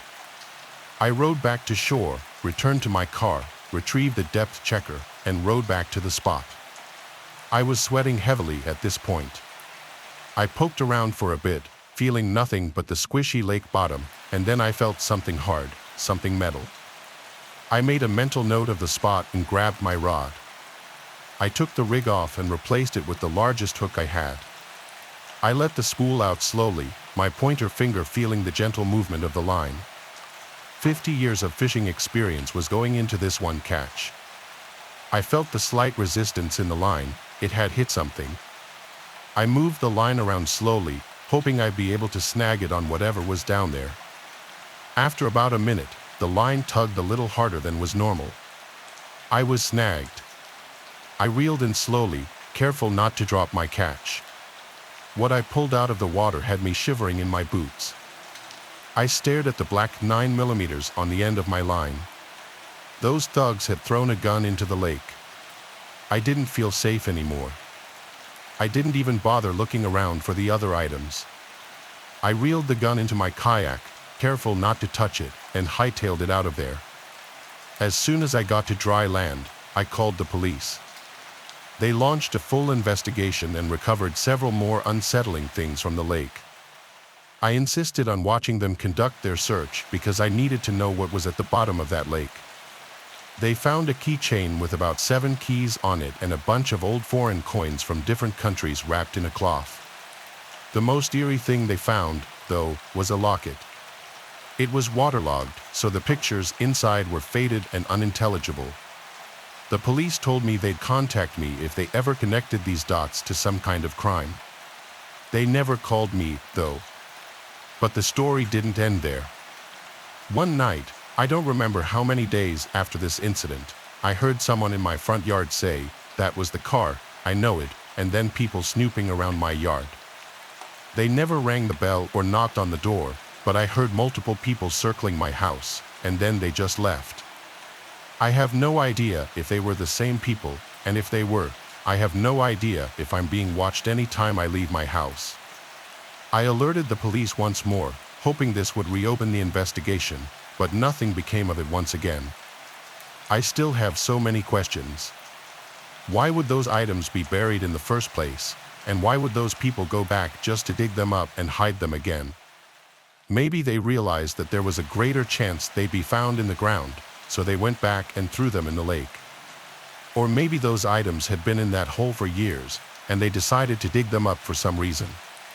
All in all, this was the strangest thing that has ever happened to me while fishing.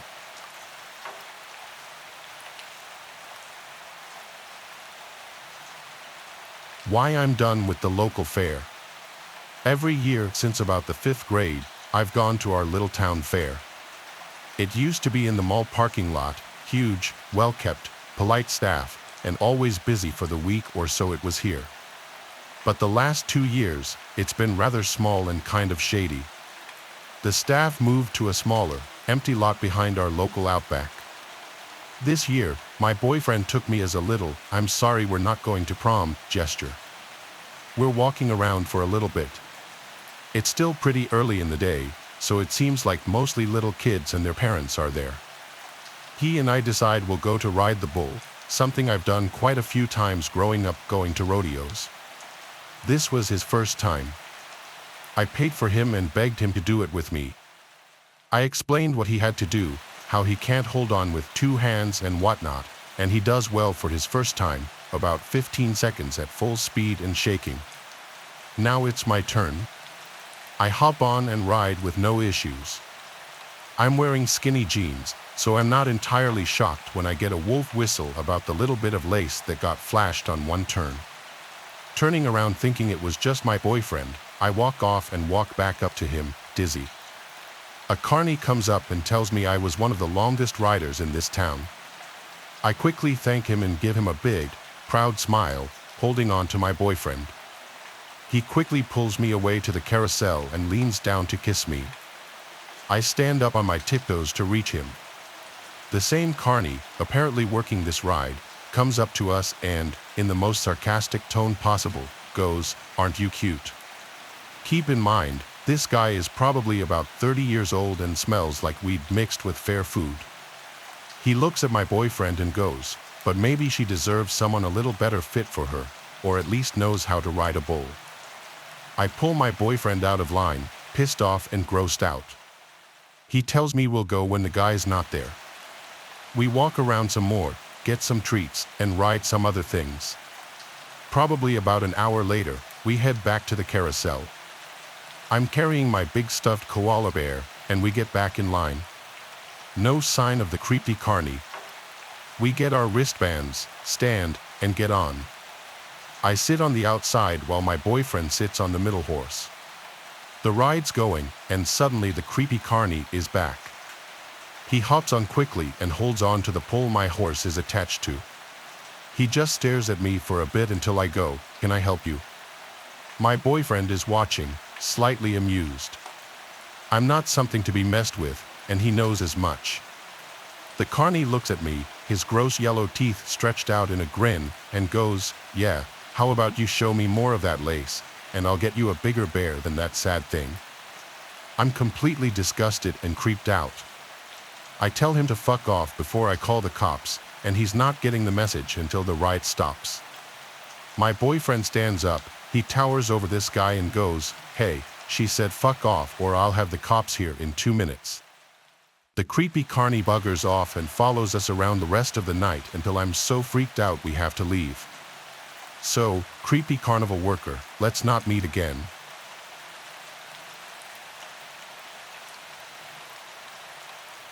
Every year our small town has a fairly popular carnival and rodeo. It's pretty much the only thing anyone around here looks forward to, or loathes, considering how many drunk tourists seem to find their way here and make fools of themselves dressing like cowboys. One night during the carnival 2 years ago, my mom decided to take my brother, myself, and 2 of my friends for the night to have some fun. We ended up parking on a residential street a few blocks away from the fairgrounds because there's no parking pretty much anywhere else. After a half-ass attempt at remembering the name of the street and the general area where we left our car, we all went on our way. Well, later that night, we couldn't remember for the life of us exactly where the car was. We searched street after street for 30 minutes with no luck. Finally, my mom, after seeing how tired we all were, told us to sit on the curb and wait while she went and looked. We were all well aware of stranger danger and we're in a nice neighborhood, plus the community rarely has problems with violence of any sort, so we 3 15-year-old girls and 1 12-year-old boy thought there was nothing to worry about. 5 minutes after my mom disappeared, we hear the grass crunching on the lawn behind us, and all of us whip around to see who was now standing there, An older, lanky man with a hunchback and the coldest expression I'd ever seen was staring at us. Because his back was hunched, he stood there kind of crookedly. He didn't move or blink as he glared at us. "Why are you sitting on my curb?" he snapped, still not moving. It was unnerving how still he was. We immediately felt guilty, thinking this was just some scared or confused old man wondering why some teenagers were sitting outside of his house. I explained the situation to him, that my mom had gone to find our car and we would move across the street if we were bothering him. He stayed silent for a few seconds, then stared me down and said, "Come inside." The next few minutes are a blur as my adrenaline kicked in, and I was getting more and more scared of this man by the second. We didn't have the sense to just run. For some reason, he kept repeating, "Come inside." "What are you waiting for? Come inside my house. Get over here now. Get in my house." No matter what we said, he didn't seem to hear, and he thankfully didn't move from his spot on the lawn, like he just expected us to come with him. He was especially focused on my friend and me, just telling us over and over again to go with him inside his house.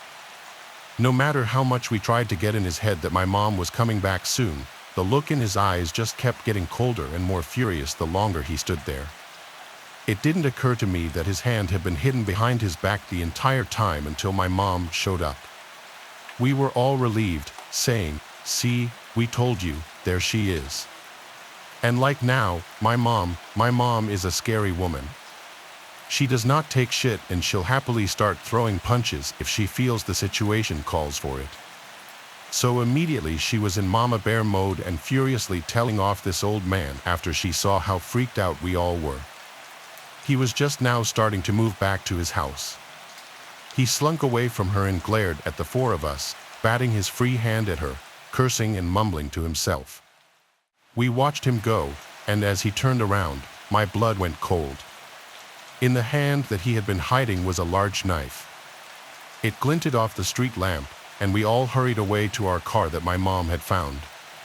My friends and I tried to laugh it off, but we were all scared and not willing to be alone for the rest of the night. It's seriously scary to think about what was running through that old man's head, especially since he was holding that damn knife the whole time. So, creepy old man with a knife behind his back, let's not meet.